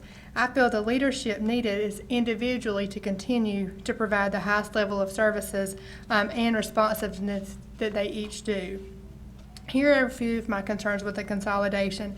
As already been stated, we really don't know what this plan or explanation will look like for the reason to move forward. And doing a little research, it looks like there are 3 possible plans, and I know some of you are leaning towards 2, but there's no explanation of really what plan that you are thinking of pursuing. I stated in the SNAP earlier this year, I know Mr. Lucas had alluded that if you're doing this to save money, I'm afraid you'll be disappointed. So, again, I ask, why are we planning on doing this, since both of these are very well-oiled machines and they are working very effectively and efficiently? In my position, I do work very closely with other Department of Social Services in our surrounding areas in the close proximity, and there's 2 particular ones that I work with very closely, and since they have consolidated, the communication is lacking. It's hard to get anyone on the phone. Every time they show up with a referral, there's a different face that we do not know. So the turnover rates in these areas have skyrocketed for various different reasons. The jobs these folks are doing is very hard, namely Child Protective Services, and that's who I work with very closely, as well as the nurse practitioner at the Health Department. They're not easy at all. It takes a lot of training, it takes a lot of experience, and it takes a really big heart. It is not a position that you want to have to keep replacing, and with all this turmoil, I have a feeling that may happen. Let's make our county unique and let these folks know how valuable they are in protecting the children and applaud them instead of interjecting this needless change. It is my understanding that in the Child Protective Services unit, the turnover rate has dropped from 41% to 7%. To me, that speaks volumes to the leadership we have within the Stanley County Department of Social Services. Lastly, if it's not working well, why try to change it? I've always been told the old adage, if it ain't broke, don't fix it. And working with Mr. Joyner and Ms. Shrinker both, as well as all their staff, the positive strides that have come out of both agencies over the past several years has had a huge impact on our community and our county. So why would anyone want to change it? I think the county would have a huge loss without either of them serving our community as the effective leaders that they are. As a child advocate in the community, it is our job, yes, mine and yours and everyone in here, and our moral and ethical obligation to take care and protect the children and to be their voice. Most of you know that the children here are my passion, and I will continue to be the voice for them as long as the good Lord above allows me to. So again, I just want you to think and pray hard about this decision as you go forward to make sure you're making the right choice for the children, not only the children, but everyone in our community. Thank you. Thank you, Ms. Yao. I'd like to recognize Martha Sue Hall. Thank you, Chairman and members of the Stanley County Board of Commissioners, and to the board members from the Health Board and the DSS Board that are here. When I walked in, I did not expect to see this many people here, particularly those board members, and I'm glad that they are here. I appreciate the opportunity to leave a council meeting and come here, but I'm going back, I promise. During my 30 years of working for the courts of North Carolina, I worked in 5 counties. For at the beginning of my career, back in the early 1980s, our judicial district was made up of 5 counties. I worked within those 5 counties, many different disciplines, 2 of those which were the health departments and DSS. So therefore, I worked with 5 of each. During my term and ended up in Union County 3 years ago, we still at that point still had 2 different boards in Union County. These 2 departments, though both serving some of the same client citizens, have different responsibilities, they have a different service delivery, and yet they have the same level of accountability, and that level is the appointed boards which you as the Board of Commissioners appoint.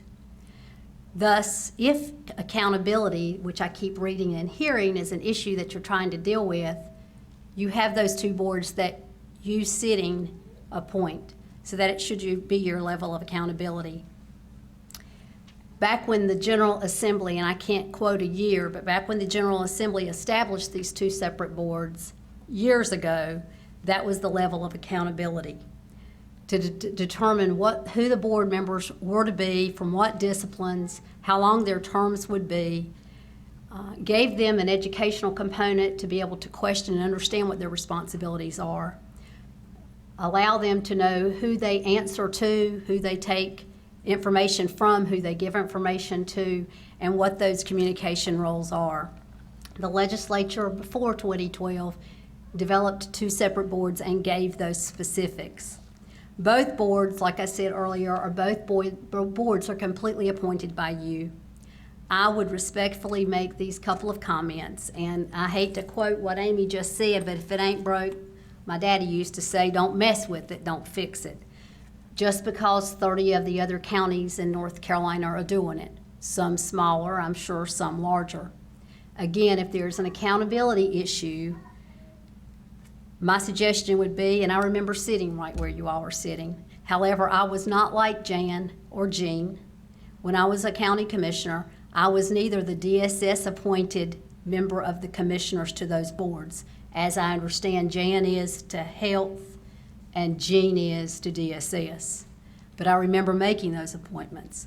If there is an accountability issue, then I would urge you all to sit down as a board and as a DSS board with you all and talk, as a Board of Commissioners with the Health Department and talk, And I think we all get into this mode of eat, burp, and leave.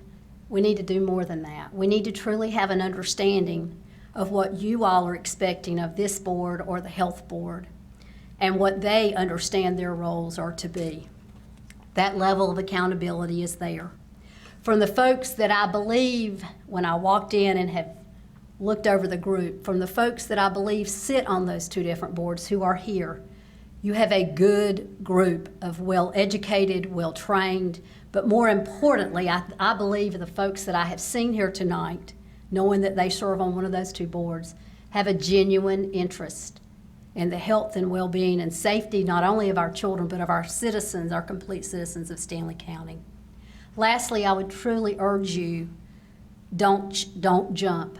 I heard Andy make the comment that you all talked about it a bit in March and you talked about it a bit in June, and even far back as 5 years ago, which some of you were here and some were not 5 years ago, have talked about it. But I urge you, don't jump just because others are doing it. Please continue to take time to see up front, to see what needs to be tweaked in order to keep these two different boards. My last and final comment would be and I stand to be corrected, two boards, DSS and Health, of whatever number are on each, are going to be a heck of a lot better than a combined board of 20 or so or more trying to do the work that is the responsibility of both departments. Thank you for your time. Thank you for your consideration. I know how hard it is to sit in front of folks and make these decisions. I have spoken with just a few of you on this issue because I knew I was trying to get here tonight. So again, thank you. Thank you, Ms. Hall. Barbara Whitley.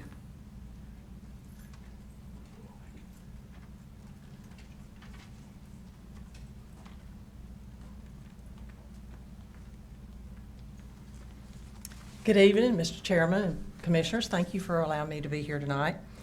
I am Barbara Whitley, retired director of the Stanley County DSS. I began my DSS career in 1968 after I graduated from college. I retired September 30th, 2000, after nearly 33 years of service. The last 14 of those years, I was the Stanley County Social Services Director. Next, I served 12 years as Executive Director for the Stanley County Partnership for Children, and I retired in 2014 again. I tell you all this to illustrate my commitment and passion for Stanley County and to demonstrate my depth of experience in the human services area right here in Stanley County. For the record, no one asked me to speak tonight. I have mostly stayed in the background regarding DSS matters since my retirement. This is the first time in 17 years that I have felt strongly enough to step forward to express my concern and my worry about the proposal to consolidate DSS and public health. I will speak primarily about DSS because that's the system I know best. North Carolina has a locally administered, state-supervised social services system. Many states are totally state-operated with no local input. Our system allows local administration of all the various federal and state programs and involvement in each county. The state's role is to ensure compliance with the laws, federal laws, state laws, regulations of these programs that assist our needy and vulnerable citizens. This structure has been in place since the mid-1930s. Stanley County DSS has a long history of operating efficiently and effectively, and as well as compliant. The Board of Social Services and the Board of Health are responsible for hiring their directors. The Office of State Personnel role is to make sure applicants being considered for hire are qualified for the position they are being considered. County government can assume that role by being approved as substantially equivalent and handling the qualification part of the hiring process. DSS and the Health Department employees are and have always been county employees subject to the same personnel policies and pay structure as all other county employees. For most positions at DSS, the state reimburses the county for part of the compensation, some up to 75%. I myself am a county employee and as a retiree receive a local government retirement benefit. My specific concerns are regarding the board structure and the role in operations at DSS.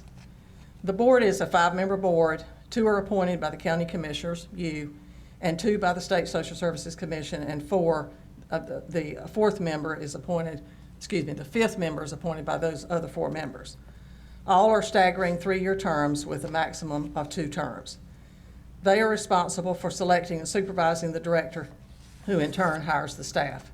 Most often, the county manager is involved in the selection of the director when the need arises to hire a new director. I've heard that there are concerns about accountability. There is a mechanism already in place through the Social Services Board to address problems and issues with the director or the staff. It takes cooperation from the administration at DSS all the way to the county manager, the county commissioners, whether you keep the current structure or change it. The options I have seen in these proposals seem to attempt to fix a system that isn't functioning efficiently and with accountability. I believe our current system is efficient and accountable and isn't broken. And there are avenues in place already to address concerns. It is not necessary to derail the train to address the few concerns I have heard. I believe the School of Government will be a great resource for facts and unbiased information regarding the liabilities and expectations of changing the structure at DSS and public health. The areas I believe carry the greatest liability to DSS are child welfare, especially child abuse and neglect. Medicaid and Work First have major ramifications if not managed correctly because errors are costly. Child support enforcement is a huge service DSS handles that helps reduce the need for many social service programs. The staff at DSS has to have nerves of steel to handle a large volume of people every day and the constant changes in the programs. Even though it is often frustrating work, they work efficiently in spite of that and with compassion. It takes a strong, special person to work at DSS. Turnover can dramatically reduce efficiency. The DSS board and the director have to hire the best employees and retain them. The current structure has done that very well. No hiring system is perfect and without flaws, but it should never be said that there is no need for improvements. Everyone strives to improve. I believe the consolidation would create more concerns than problems they would solve. The system is not broken. There are measures already in place to address issues that inevitably will arise. Efforts to support the hard work being done every day by the administration and staff under the current system would serve our citizens and taxpayers the best. I can't imagine that taxpayers would be interested in spending more dollars for a new system that would likely give no better results. Lastly, I believe that DSS and health boards serve as a buffer for you, our elected county commissioners. You have many, many areas of responsibility and authority without adding another one directly on your shoulders. There are many liabilities that go along with the responsibilities of each agency. These boards are made up of local citizens, volunteers appointed by you. They are focused and interested in the specific areas each agency is responsible for administering. Who is in control should not be the issue. It should be, are the citizens being served adequately, appropriately, and cost-effectively as possible? And I believe they are. I respectfully request you to, as you deliberate on this consolidation effort, is that you do not consolidate. I believe the current system is effective and works well. Thank you for giving me the opportunity to speak. Thank you, Ms. Whitley. Tommy Jordan.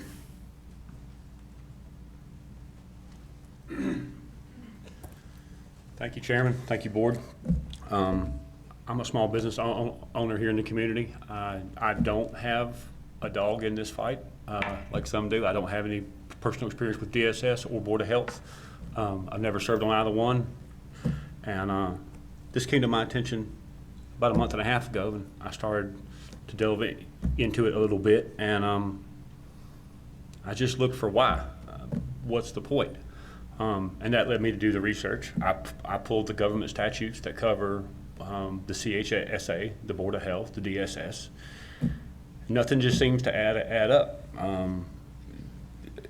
Stanley County, to my knowledge, has not enlisted the UNC School of Governments as a resource to discuss this, to see what the benefits would be.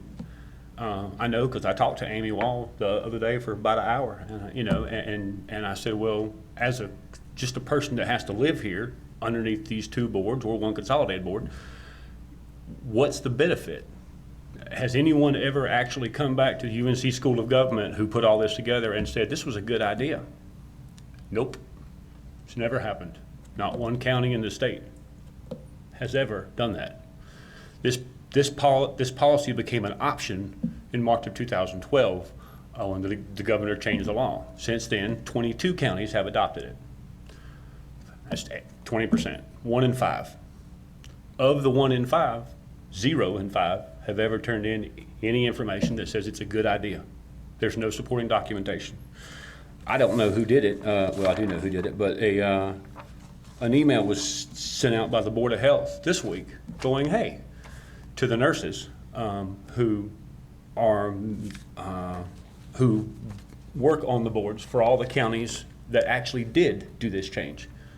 They didn't want to go to the director of the Board of Health or the DSS or the CHSA because that's probably a biased answer. They went to the nurses. Smart, actually. And I got to look at these answers tonight, and it was just real simple questions, you know. How has consolidation affected it? Have any cost savings been realized? Of the 20 people, 7 responded, 86% said no.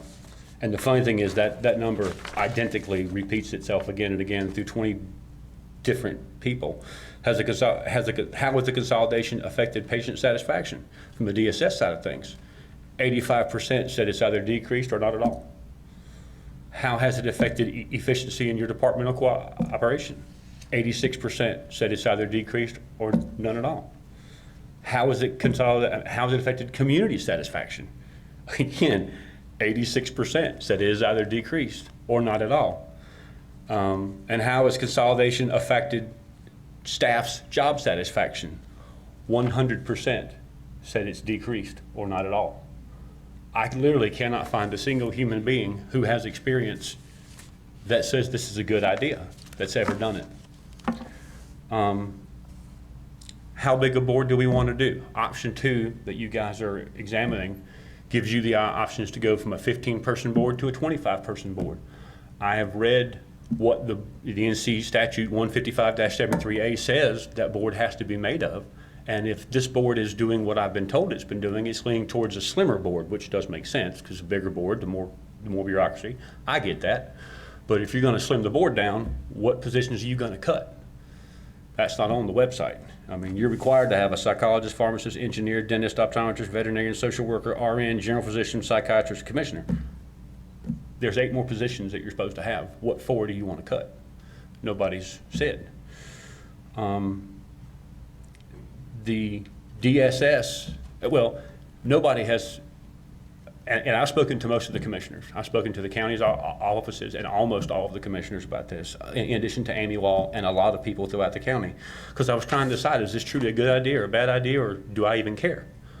And I read tonight, you know, the only thing I've heard is that there's an accountability issue. Okay, no one has said what it is out loud, and I'm not going to because that's not my place, but it's been said because I've heard it and y'all have heard it. No one has an issue with the Board of Health. 0, haven't heard one. I grew up a child of divorced parents. I went through my fair share of DSS as a kid. I dealt with social services from about this tall, and a few of you remember the YouTube crap, so I've dealt with them since I've been this tall too. I've never seen a DSS agency that didn't need some help somewhere. And accountability seems to be the issue with DSS, specifically its leadership and director. So I got thinking, well, let me look it up. North Carolina State and the federal government have both laid out the reasons why the Board of Commissioners doesn't have a role in hiring or firing or overseeing the director of DSS. I mean, there's an entire process for how that person is elected, appointed, can be hired, fired, terminated, reprimanded. So the only possible positive I can see from this as just a layperson is it brings the DSS director under control of the Board of Commissioners and the county manager's office, a position which the state of North Carolina specifically did not do when it set that position up. It said you shouldn't have that authority. Since 2012, 1 in 5 of you have done it statewide, but it's nobody can prove it worked, ever. So these ladies said a lot of great things that I was going to say, but they beat me to it. And they work here, and they have degrees, and I don't. So they probably make more sense than I would saying it. I hope you take it with more gravity since it came from them. But I personally hope you'll vote no. Or if you do decide to go forward, that on the Stanley County website, you will list what you want to do. Hey, we're thinking about option 2, not going to let us public sit here and think, well, it could be option 1, it could be option 2, it could be option 3. We don't know. How big a board you going to do? We don't know. Is it going to save money? We don't know. If you don't know, why do it? Let's just not do it yet. I mean, I'm not opposed to the idea, I suppose, if it were clearly laid out to us citizens why we'd want to do it. But it's never saved money. It's never proved to be more efficient. I don't see the need. So I thank you all for your time very much, Chairman and Board of Commissioners. I appreciate it. Thank you.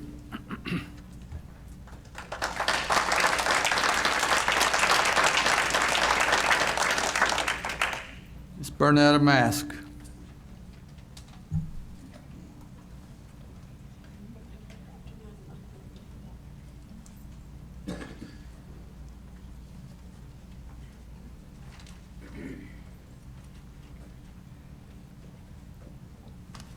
Good evening, Honorable Chairperson and ladies and gentlemen. My name is Bernetta Mask, and I am past, as of this past June, chairperson of the Department of Social Services Board. The advantage I have right now of speaking last, my name was the last on the list, is that everybody else has already said what I wanted to say. But I do want to reiterate just a couple of things. And I want you to consider, please, that the majority of the people that are sitting out here tonight are against this, along with me. We are against this.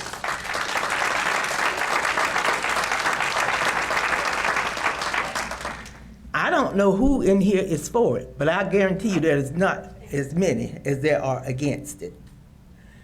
I've heard, and you've heard, some of the reasons why maybe you should consider it. It's cost effective, one of the things I heard, and well, it improves accountability, one of the other things I heard of, and but to me, and to these people sitting out here, those are not enough to warrant what you might be considering, even under option 2. It's just not worth it. As of our last meeting, we talked with Mr. Lawhorn. We've had talks with Mr. Lucas. The biggest point Mr. Lucas could explain to me was that we'd lose one position. We'd lose one director position, and that was supposed to save us a lot of money. It won't be worth it for for the headache that you're going to get if this move is made trying to consolidate both of those boards. I don't want to get emotional about this because it's easy for me when I think about the hard work that these ladies do in the Department of Social Services. If you've never been to a meeting, you should come. You should come and you should hear. And I'm only speaking for DSS, I'm not speaking for the health department. But if you've never been to a meeting, you should come and you should hear the things that they go through in order to do their job. And even when they're doing their best, there are hindrances that they have from upper level state agencies that they are not even able to complete their job as they would like to because of these hindrances. And to me, to consolidate it, would only provide them with as many more fast. You've all heard of NC Fast. You've not seen anything by the time you hear NC Slow if you consolidate these two agencies. And that is really all I want to say. Everything else has been said. I just want you to consider the people you're talking about. Consider the jobs that they're doing. Please keep them at the top. They're working for you and they're working for me, but we're all working for the same purpose, and that is to improve the lives of the people that we all work for, that we all serve. Thank you. Thank you, Ms. Mask. Give the opportunity for anyone else that would like to speak to come forward.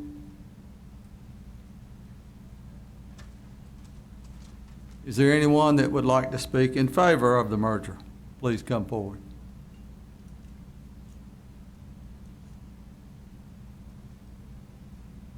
Seeing none, I declare the public hearing closed.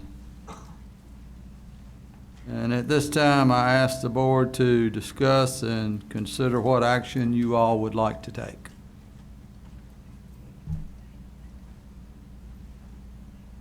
Mr. Chairman, I've got a question for the county manager.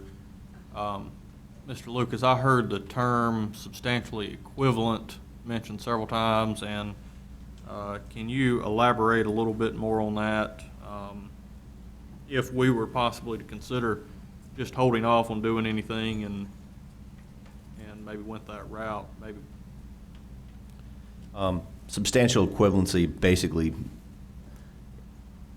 allows for, well, would require our personnel policies to essentially mirror the state's in terms of performance issues, progressive disciplinary, classification, pay, grades.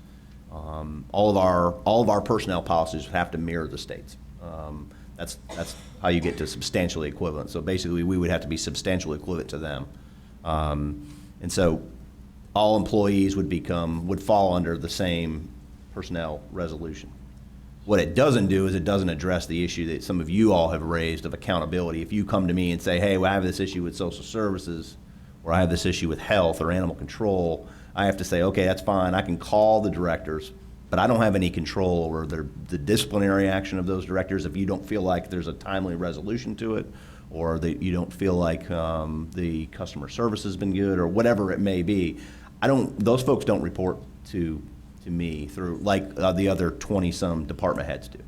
And so I don't have any ability to address that and hold them accountable for those issues like some of you all would like when the phone rings. So yes, it would make the employees consistent from a personnel perspective, but it doesn't address the issues. Those two boards still exist, social services and health, and they're still independent, essentially. I mean, you appoint folks to them.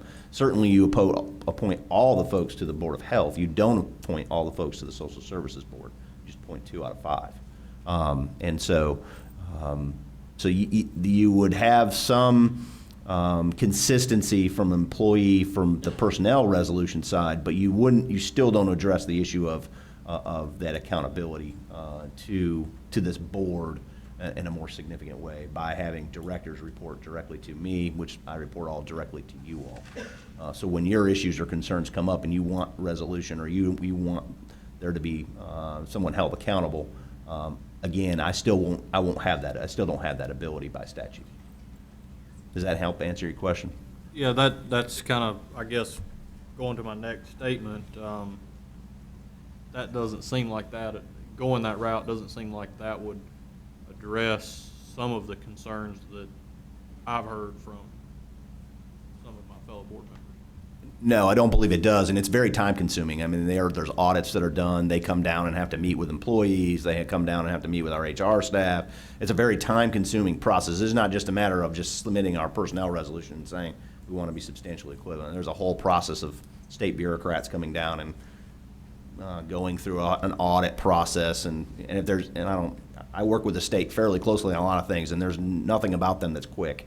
And so that process will take months, and it'll be time consuming, and it'll eat up it'll take away from the productivity of our staff to provide direct service because we'll be tied up with this, and it's not going to address your concerns, the concerns of accountability. So, And I guess also if we went that route, we would have to look at other employees to change those pay grades and involve other people to make additional. potentially.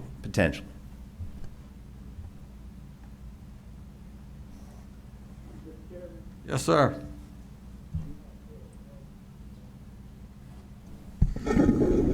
Speak up. I can see some benefits. My main concerns are that we haven't heard from the other 30 counties. And I feel like that, a survey from us to the other 30 counties, their board chairs and their county managers, a survey to find out, what's good, what's bad, that kind of thing. Also, I just feel like that the Institute of Government has professionals that will come and sit down with us and let us know, all the pitfalls, all the good things. They do not try to sway you one way or another. But I would hope that we could get some of this done and get more research and more information, that we could table this because we don't have a plan. We don't know what an organizational chart will look like. We don't know who will be the person that's to go between the director that's appointed and to the staff. I think there's a lot of unanswered questions. And I just think that, it would be better if we could table this issue until we can gather more information. Thank you, Commissioner McIntyre. I think Commissioner Louder wants to say a few words. I just want to make one comment. 22 counties, 30 counties have some chosen consolidation. Well, I believe we're 100 counties. That means 70 have not. That means that since 2012, it has been an option for them. Why have they not? Have any of them gone through the Institute of Government and gotten some of the data? We're not hearing the results from the 30 counties. We've been told that over and over. If this county had done something that was so great, why wouldn't we be pounding on our chest and say, look at us, this worked.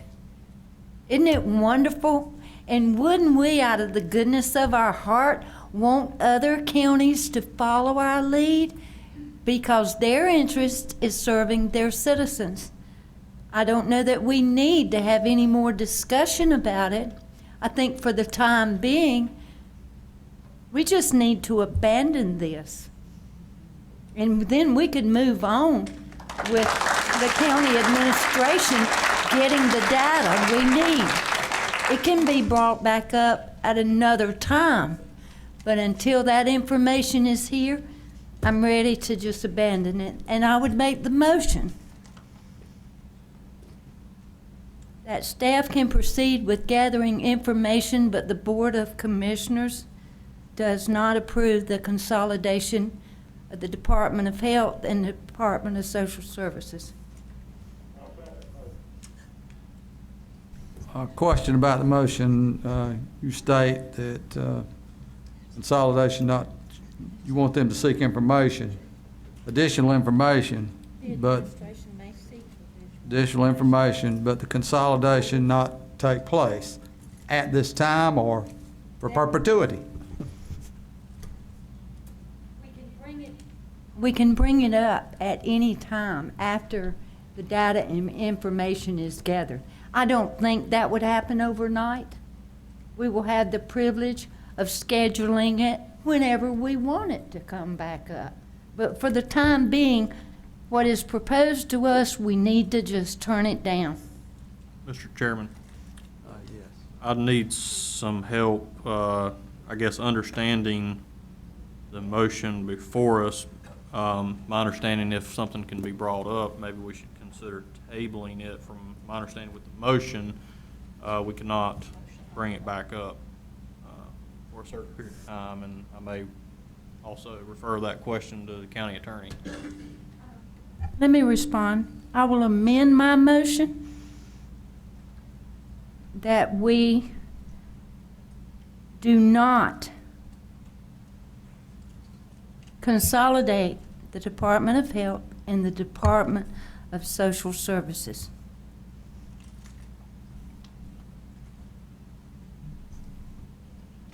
Commissioner McIntyre?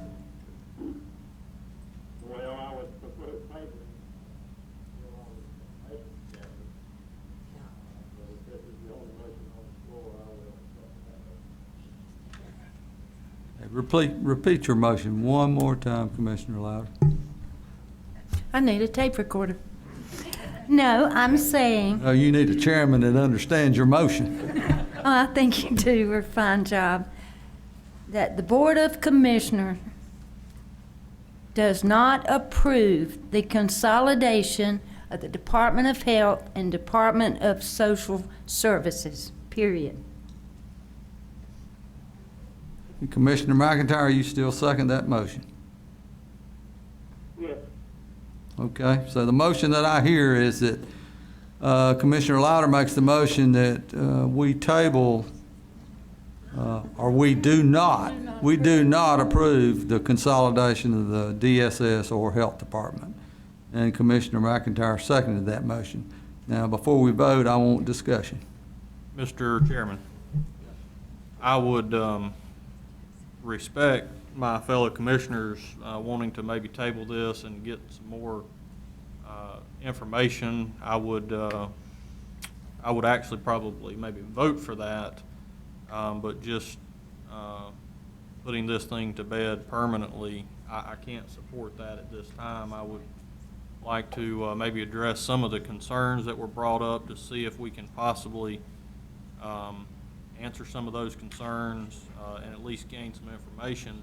And it may be at the end of the day, this board chooses not to do something, but I think while we're discussing this, we should certainly educate ourselves to the fullest extent and get all the research out there. So I guess I say all that to say I can't support the current motion that is before us, but if had the opportunity, I would be in favor of tabling it. Any other discussion? Yes. We did talk about this in March. We've talked about it again in the budget process. This is nothing new. It's not been on our agenda, meeting after meeting after meeting, but there's been a lot of discussion about it. We've had a lot of time. If one citizen from the public can devote as much time as they are saying they did, if the past experience of directors of the Department of Social Services can go into detail in talking about the compliance and where there would be things between the two boards that did overlap and some that would not, they would not blend, they would not mesh. I'll stand on my motion, sir. Thank you. Thank you. Any other comments? Chairman. Yes. I just got a question. I know Mr. Lucas has spoke with a few other county managers who have gone through this process. I'd like the public to hear what he's talked with them about as well. Yeah, I've had conversations or had the opportunity to hear presentations at conferences from counties. I've spoke personally with the county manager from Rockingham, the county manager from Montgomery, county manager from Richmond, and I had the opportunity to hear a presentation from, at that time, he was the county manager of Carteret County. I don't believe he's there any longer. But those conversations, the information I received, certainly there were, bumps in the road as they went down the process, but there's nothing that I received from them that said you shouldn't do this. They feel as though there was enough benefit to it for whatever reason, and it's different in every county. In our work, they say what's good for one county is good for one county, because it is vastly different across the state. But for whatever reason, in those counties, They felt as though the change they undertook to consolidate has been positive. Now, that's a county manager's perspective. That's not a DSS director's perspective or a health director's perspective. That is a county manager's perspective, which will likely be a little bit different than the DSS director or the health director's perspective, because their responsibility is different and their responsibility is more broad. And obviously, they are accountable to the county commissioners who ultimately made the decision. So, but yes, the feedback I've received has been overwhelmingly positive from those folks as to what's occurred. I believe Commissioner Louder has something else to say. And I respect what you've shared with us, and you've shared that with me individually before, but at the same time, you didn't have members of the boards. They were not there. Their perspective may be a little bit different. You also didn't have any clients there telling you what they had experienced. And as I said before, if it is great, then I think we ought to be reading about it, from these 30 counties somewhere. And if you can find that, or they want to come here and they want to tell us how it's good for them, keep in mind, one size does not fit all. That's it. Other comments? Mr. Chairman, Yes, sir. I don't disagree with a lot that's been said tonight. My thing is, we have funding in place. We have passed our budget for this year. Me personally would like some more information. I agree more with tabling it right now than doing away with it completely until I can get a few questions that I have, school of government, some other things, and reach out to maybe some of the county managers and health department folks. I'm not totally against the program either way, but I just can't make that decision tonight unless it would be to table. Thank you, sir. Mr. Chairman. Yes, sir. Yes, ma'am. And I understand what you're saying. I'm also concerned about the budget too, but this budget is good until next year, 2018. And that would, if your thinking is relating to the budget, that would be the more appropriate time. And there's nothing that's going to stop the conversation about a consolidation prior to it. We're going to be in our retreat next February, possibly bring it up again. But for this budget, I still say I'm totally opposed to the consolidation as presented. Mr. Chair. Yes, sir. I just like to, we've talked about it at the retreat. If you keep pushing stuff, keep down the road, nothing gets done. I'm not saying whether we should table it and look at more info. I'm against just throwing this out, and then we're going to be in the same ballpark come next year as we are right now. You just keep pushing the ball down the road. Where if we bring it up now, if we go ahead and get information, whether it's from the school government, we can talk to different ones. And I think for these folks out here, if we sort of have a plan in place, I think talking with the majority of everyone up here, I think the majority of the folks, if we did go with this consolidation, would be the option too. So if we can direct Mr. Lucas and them to start looking and talk with the School of Government as far as plans for option 2, and then get that way people know kind of which way we're leaning and they have an idea of what we're looking at. Mr. Chairman. Yes. This isn't kicking it down the road. I feel adamantly, others on the board feel adamantly one way or another. I don't think any of us are just going to stop. If this would pass, my motion would pass. You can talk to me about it after that. You can talk to me in the retreat next year. You can have the staff still be gathering the information and data you're saying you want. I have no objection to that. Mr. Chairman. Yes, sir. I've been fairly quiet tonight, so I guess I'll fire the mic up. I've spoken with many of the members from DSS board. I have not specifically heard concerns from health board members other than what was said tonight. The concerns from DSS closely mirrored what the health Health Board said tonight, and Mr. Jordan, I know we had an email conversation, and I agree that there are some unanswered questions. I think that if we're going to move forward, I don't think we can abandon it at this point. I told every member that I spoke to on the DSS board that my mind was not 100% made up. I've told them which way I was leaning, and that is with some kind of modification to the system, whether that be a merger, consolidation, or the new system, and forgive me, I forgot the correct word, the terminology. Substantial equivalency, sorry. I think that to do away with it tonight is not necessarily an injustice. I think we have to do our due diligence on this because there are questions from the public. They don't see or we have not done a good job in relaying the benefits that we see of consolidation, or that several of us see as consolidation. And if we're going to give that a chance, I think killing this whole deal tonight and saying, oh, let's bring it up in February, I think that is kicking the can down the road. I would rather research it more next month or research it the month after that. And even if I decide by November or December that I don't want to hear about it again, then we're done with it. But I would rather be done with it instead of kicking it out till February or something like that. As such, I will move to amend Commissioner Louder's motion to table the discussion and potentially pick one of these options to be able to tell the general public and these boards the option that we want to further research. Thank you. Okay, help me, Counselor, because my parliamentary procedure has run out. We've got a motion on the floor and a second. And I think we need to vote on that. Am I correct?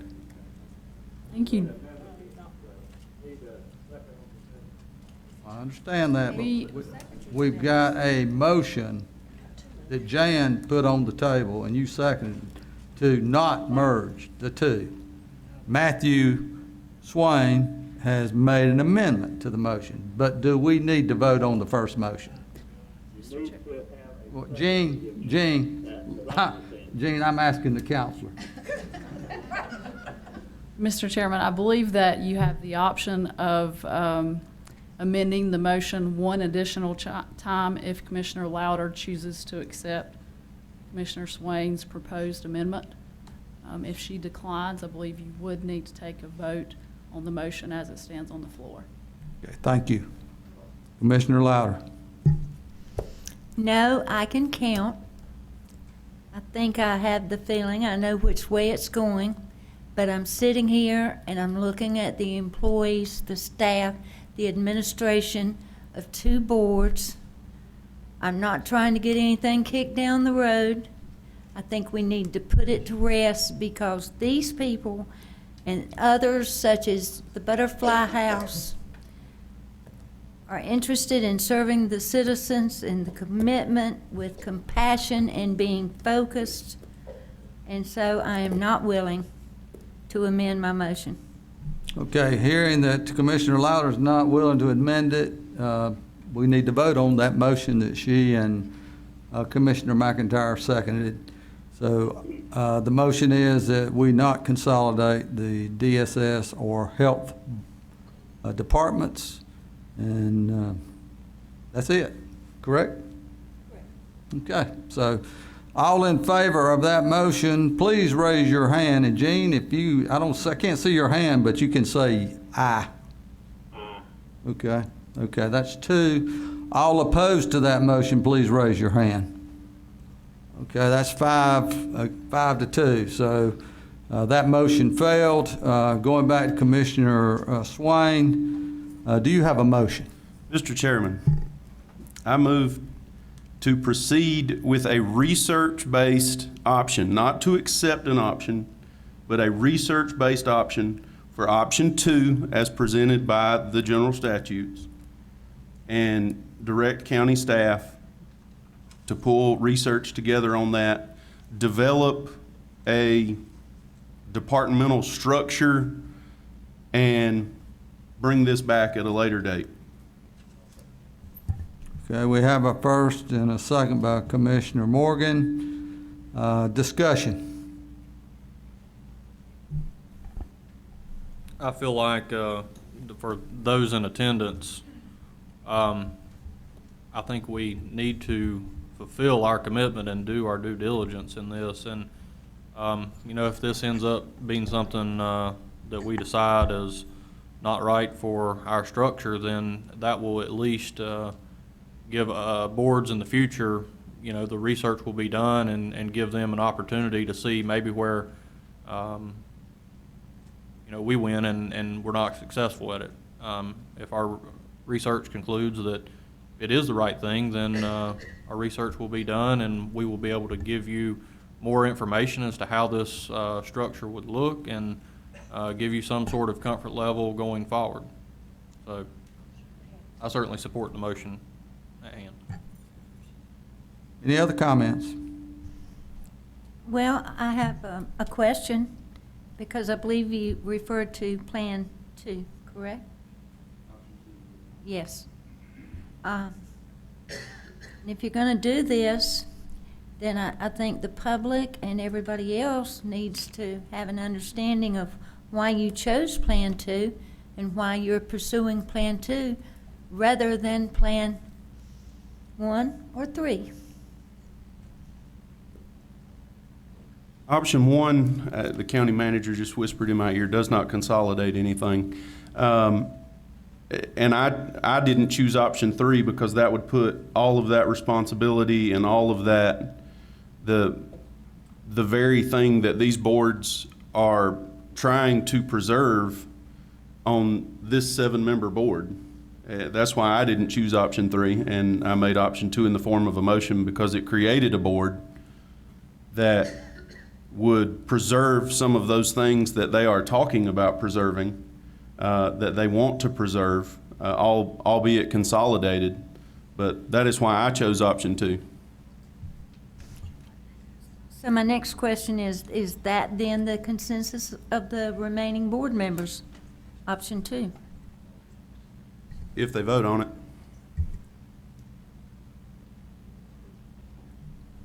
Any other discussion? Hearing none, all in favor of the motion to table it till we can have further study and analysis on option 2 to decide at a later date, please say aye. You say aye, Gene? Yes. Okay. Those opposed, please say no. No. Okay, motion carries 6-1. Okay, before we move on to item number 7, I'm gonna call for a 10-minute recess. Okay, I'd like to call this meeting back to order. And item number 7 is discussion of future road projects, strategic transportation investment. Commissioner Swain. Mr. Chairman, this will be very brief. I just wanted to put this out for informational purposes. This is coming up for the next 10 years worth of projects for the highways in Stanley County. And you can see on the P5 draft project, the big sheet of paper that has the map on it, the green projects are those that have currently scored high enough to be submitted. I actually passed out a spreadsheet type document prior to the meeting starting. Only 18 of these 32 projects can be submitted to the state for approval. Currently, Stanley County has 9 in the top 18. There was some discussion at our last RPO meeting that the 3 items that you see on the list with stars, number 2, number 3, and number 17, there is some discussion that those items will be removed by the elected officials that are on the RPO, which includes us having one vote on that. And we were advised that those projects would just probably were not ready and would not be ready in the next 10 years for expansion. The main point of this is just to advise you and provide information to the public that this information is in the form of a public hearing currently. If you go to the RPO's Rocky River Rural Planning Organization's website, there is a public comment. You can submit comments, anything like that on any of these listed projects. And we will take a vote on September 14th, I believe is the date, that the next meeting will take place, and that will be in Anson County. And we will vote on which 18 of these projects to send to the state for funding. That's all I had, Mr. Chairman. Thank you, Commissioner Swain. That's very valuable information, and we need to stay on road improvements and construction locally as much as we can, and I appreciate you bringing that to our board and to our attention. At this time, it is item 8A, Stanley County Board of Commissioners, Central Iowa Workforce Development Board appointment. Presenters, County Manager Andy Lucas. Thank you, Mr. Chairman. One of the members of this board that represents the private sector she's been reassigned by Michelin. And so she has recommended a replacement, Monica Johnson, to take her place on the board from Michelin. And so that is the information and request before you this evening is to replace the individual who is no longer residing in Stanley County or working at Michelin with Miss Monica Johnson on the Central Iowa Workforce Development Board. You heard County Manager Lucas, the recommendation for board appointment. Mr. Chairman? Yes. Move to accept the Central Iowa Workforce Development Board's recommendation. Okay, second by Commissioner Louder. Any other discussion? All in favor of this motion, please say aye. Aye. Any opposed? Motion carries 7-0. Item 8B. There's a new House Bill 151 that's signed into law that a new EDC board needs to be appointed consistent with the provisions of the law. I believe the provisions of the law states that 2 board members from each voting district would be appointed, 1 for a 1-year term, 1 for a 2-year term. There's 5 voting districts, 1 through 5, and there's also 2 county commissioners that would be placed on the EDC board pertaining to this House Bill 151. As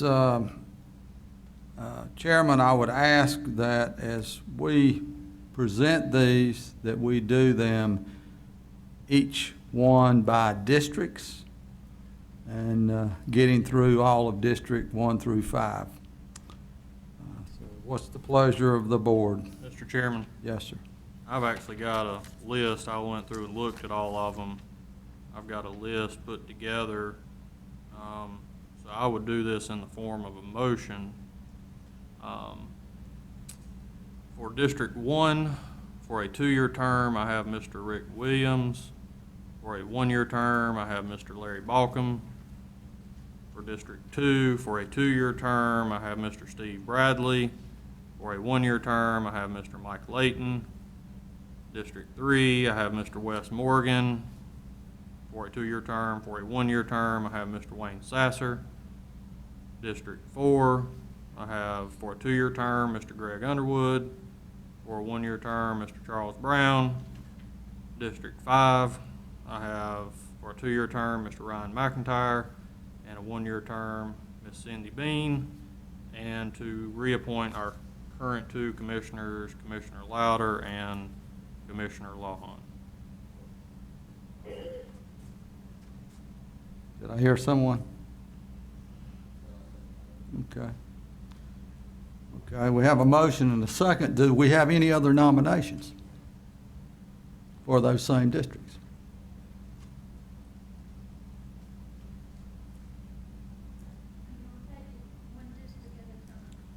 I would like to see us do that. Yeah, suggested. Well, let's vote on the motion that Joseph has first of all, because if we're gonna do it one district at a time, we need to vote on his motion. Y'all okay with that? All right, all in favor of the board appointments that Commissioner Burleson gave, please say aye. That sounds like three. All against it, say aye. Aye. That motion fails. And now do we have a motion, a different motion? Yes, I would make a motion, District 1, Larry Balcom to serve a 2-year term, and Rick Williams a 1-year term. You want me to go on or just stop? No, right stop there? right there. All right, Larry Balcom, 2-year term. Are we gonna make motions, or are we gonna We're make? gonna make nominations. Well, nomination. Okay.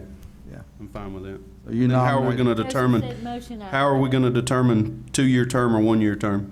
Guess we could, everyone has a vote for each board, for each assignment. Okay. Do you have a recommendation? I'm good with those two names. Okay. Larry Balcom, 2-year term. If you vote for Larry Balcom, please raise your hand. 2-year term. I'm not sure I understand Yeah. how you're doing that exactly. There again, how are we determining 1 year or 2 year? What if there were a third nominee? I think that's my question. Right. I'm not sure. Who knows? Speak up. Well, let's, Most votes, yeah, the most votes. Okay, if you're in favor of Larry Balcom on the, Wait a minute, is, you said Larry Balcom a 1-year term. can I said consult Larry with Balcom our a 2-year. attorney for one moment? we can ask the attorney, yes. I don't think we need to table it, Commissioner McIntyre. Ms. Attorney, how should we exactly handle this per parliamentary procedure? Because it feels like, I mean, I just want to get this right. I don't want anyone to feel like they've been slighted. Right, it may be difficult because you're not only putting the nominees forward, but you're also setting their terms as well. Rule 31 of our rules of procedure said the chairman will open the floor. You can make nominations, and then we'll go through the names in the order of nomination and take a vote. I think if you want to do it with Commissioner Louder. Could we do that, as you said, and then go back after we choose? Right, I think it would, Choose the probably the term. cleanest way, it may take longer, but the cleanest way may be to choose the people, and then once you choose the 2 people per Yes. district, and then go back and choose which one you Okay. want to have the 2-year term versus the 1-year term. Joseph, you okay with that? Yeah, I can live with that. Okay. me Gene, too. Gene, are you okay with that? Yeah. Okay. All right, so the very first person we're gonna vote on is Larry Balcom, District 1. All in favor of Larry Balcom, please raise your hand. My hand's raised. 1, 2, 3, 4. I think that's 7-0. Okay, so Larry's gonna be on the board. And Commissioner Louder, who'd you say the second was? Rick Williams? Yep. All in favor of Rick Williams, please raise your hand. Yes. Okay, that's unanimous. Okay, District 2? Yes, sir.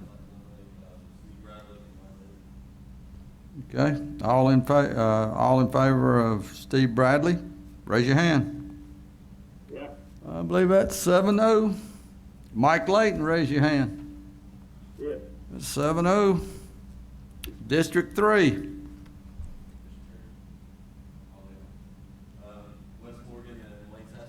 Okay, all in, any other nominations?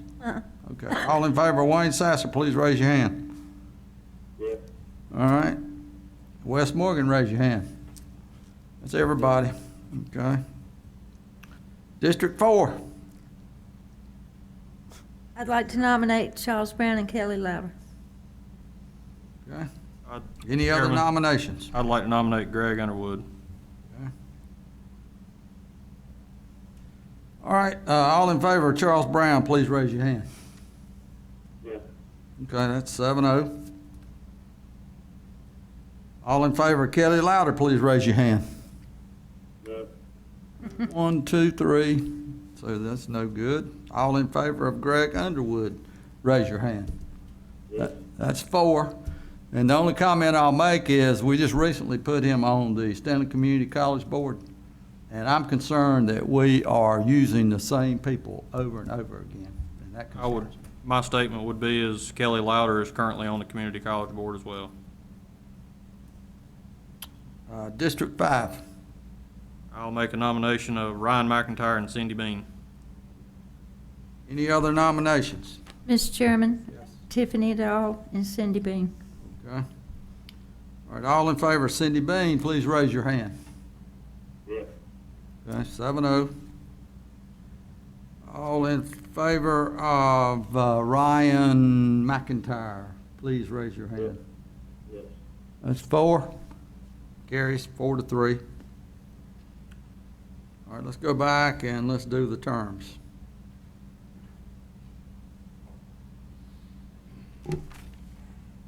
District 1, who do you want to have a 1-year term versus a 2-year term? Mr. Chairman, Yes, sir.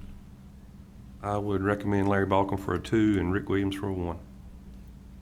Okay. Any other recommendations? Mr. Chairman, some of my list, you may notice, when I first read it out, some of our current board members I had with a 1-year term, and I simply did that to make sure that our new board members, got on there and had some time to kind of get some stuff under their feet with some of our existing board members, and then if some of the existing board members want to transition off, then they certainly can.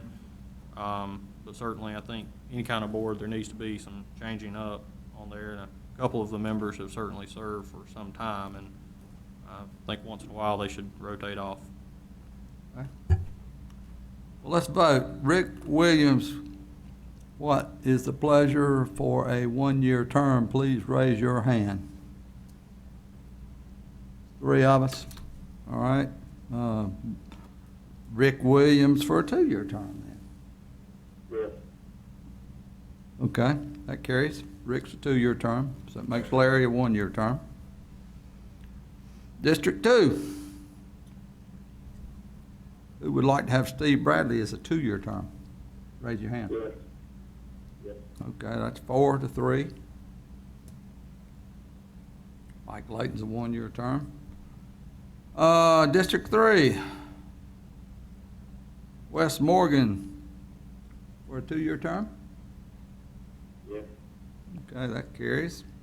Wayne Sasser for a 1-year term. And those 1-year term board appointments, they can be nominated again and elected if the board chooses to do so. Okay, 2-year term, Charles Brown. No. Okay. Greg Underwood. 3-year term, Greg? Yep. Charles. All right, Ryan McIntyre, what's your pleasure for him? All right, all in favor of Ryan McIntyre, raise your hand. Okay, yeah. Okay. Cindy Bean will be a 1-year term. Miss Clerk, Miss Tyler, did you get all that? Okay. If you didn't, it was the same as the slate that I presented to start with. Commissioner Burleson, I had a slate also, so ours differed somewhat. So. Yes, sir. Well, just for information, yeah. Okay, and I guess the appointees are Jan Louder and myself. We need to make that in the form of a motion since it's a new board. You do? Mr. Chairman, I move that Jan Louder and Bill Lawhon remain on the Economic Development Commission. Second.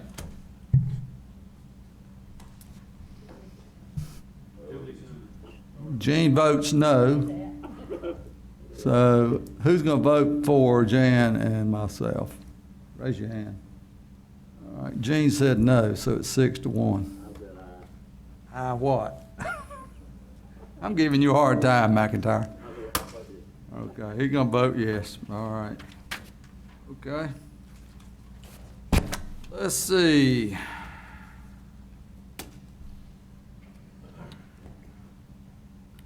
Consent agenda. With the changes of the minutes, I think everybody's had time to look over it. Mr. Chairman. All right, Commissioner McIntyre. All right. He's at the beach. What you talking about? Do we have a second? Okay, Commissioner Eford, second. All in favor, please say aye. All right, motion carries. Public comments, Commissioner Swain. No comment this evening. Commissioner Louder. No comment, thank you. Commissioner McIntyre. No comment. Commissioner Burleson. Mr. Chairman, I may have to have some help from someone, but I wanted to invite everyone out to the Agri-Civic Days at the Ag Center, but I did not have my flyer with me, and I cannot remember the date. 19th. I thought it was the 19th, but I didn't want to get quoted wrong. So, Leon, hopefully you'll report the 19th Agri-Civic Days. It was a great event the last couple of years, and hope everyone can come out and support the Friends of the Agri-Civic Center. Thank you. Just a short one. I think what we did tonight as far as moving the Agri-Civic Center arena ahead was a good deal, not only for Stanley County, but surrounding areas. Look forward to seeing that thing in the near future. I just concur what Commissioner Burleson and Eford just said.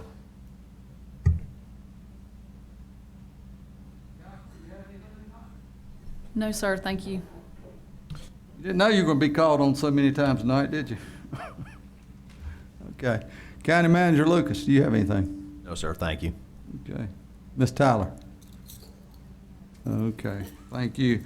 I do have one thing. I know this past weekend was the last day the C-130s flew out of Stanley County Airport, which they've been in and out for years. I've enjoyed watching them fly around the county and watching them fly over the lake.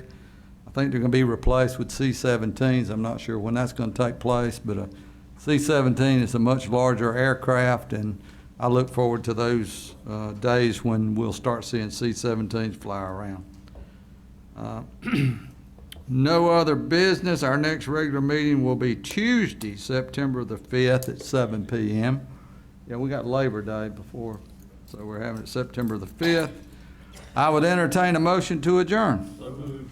Second. Okay, so all in favor, rise. Thank you.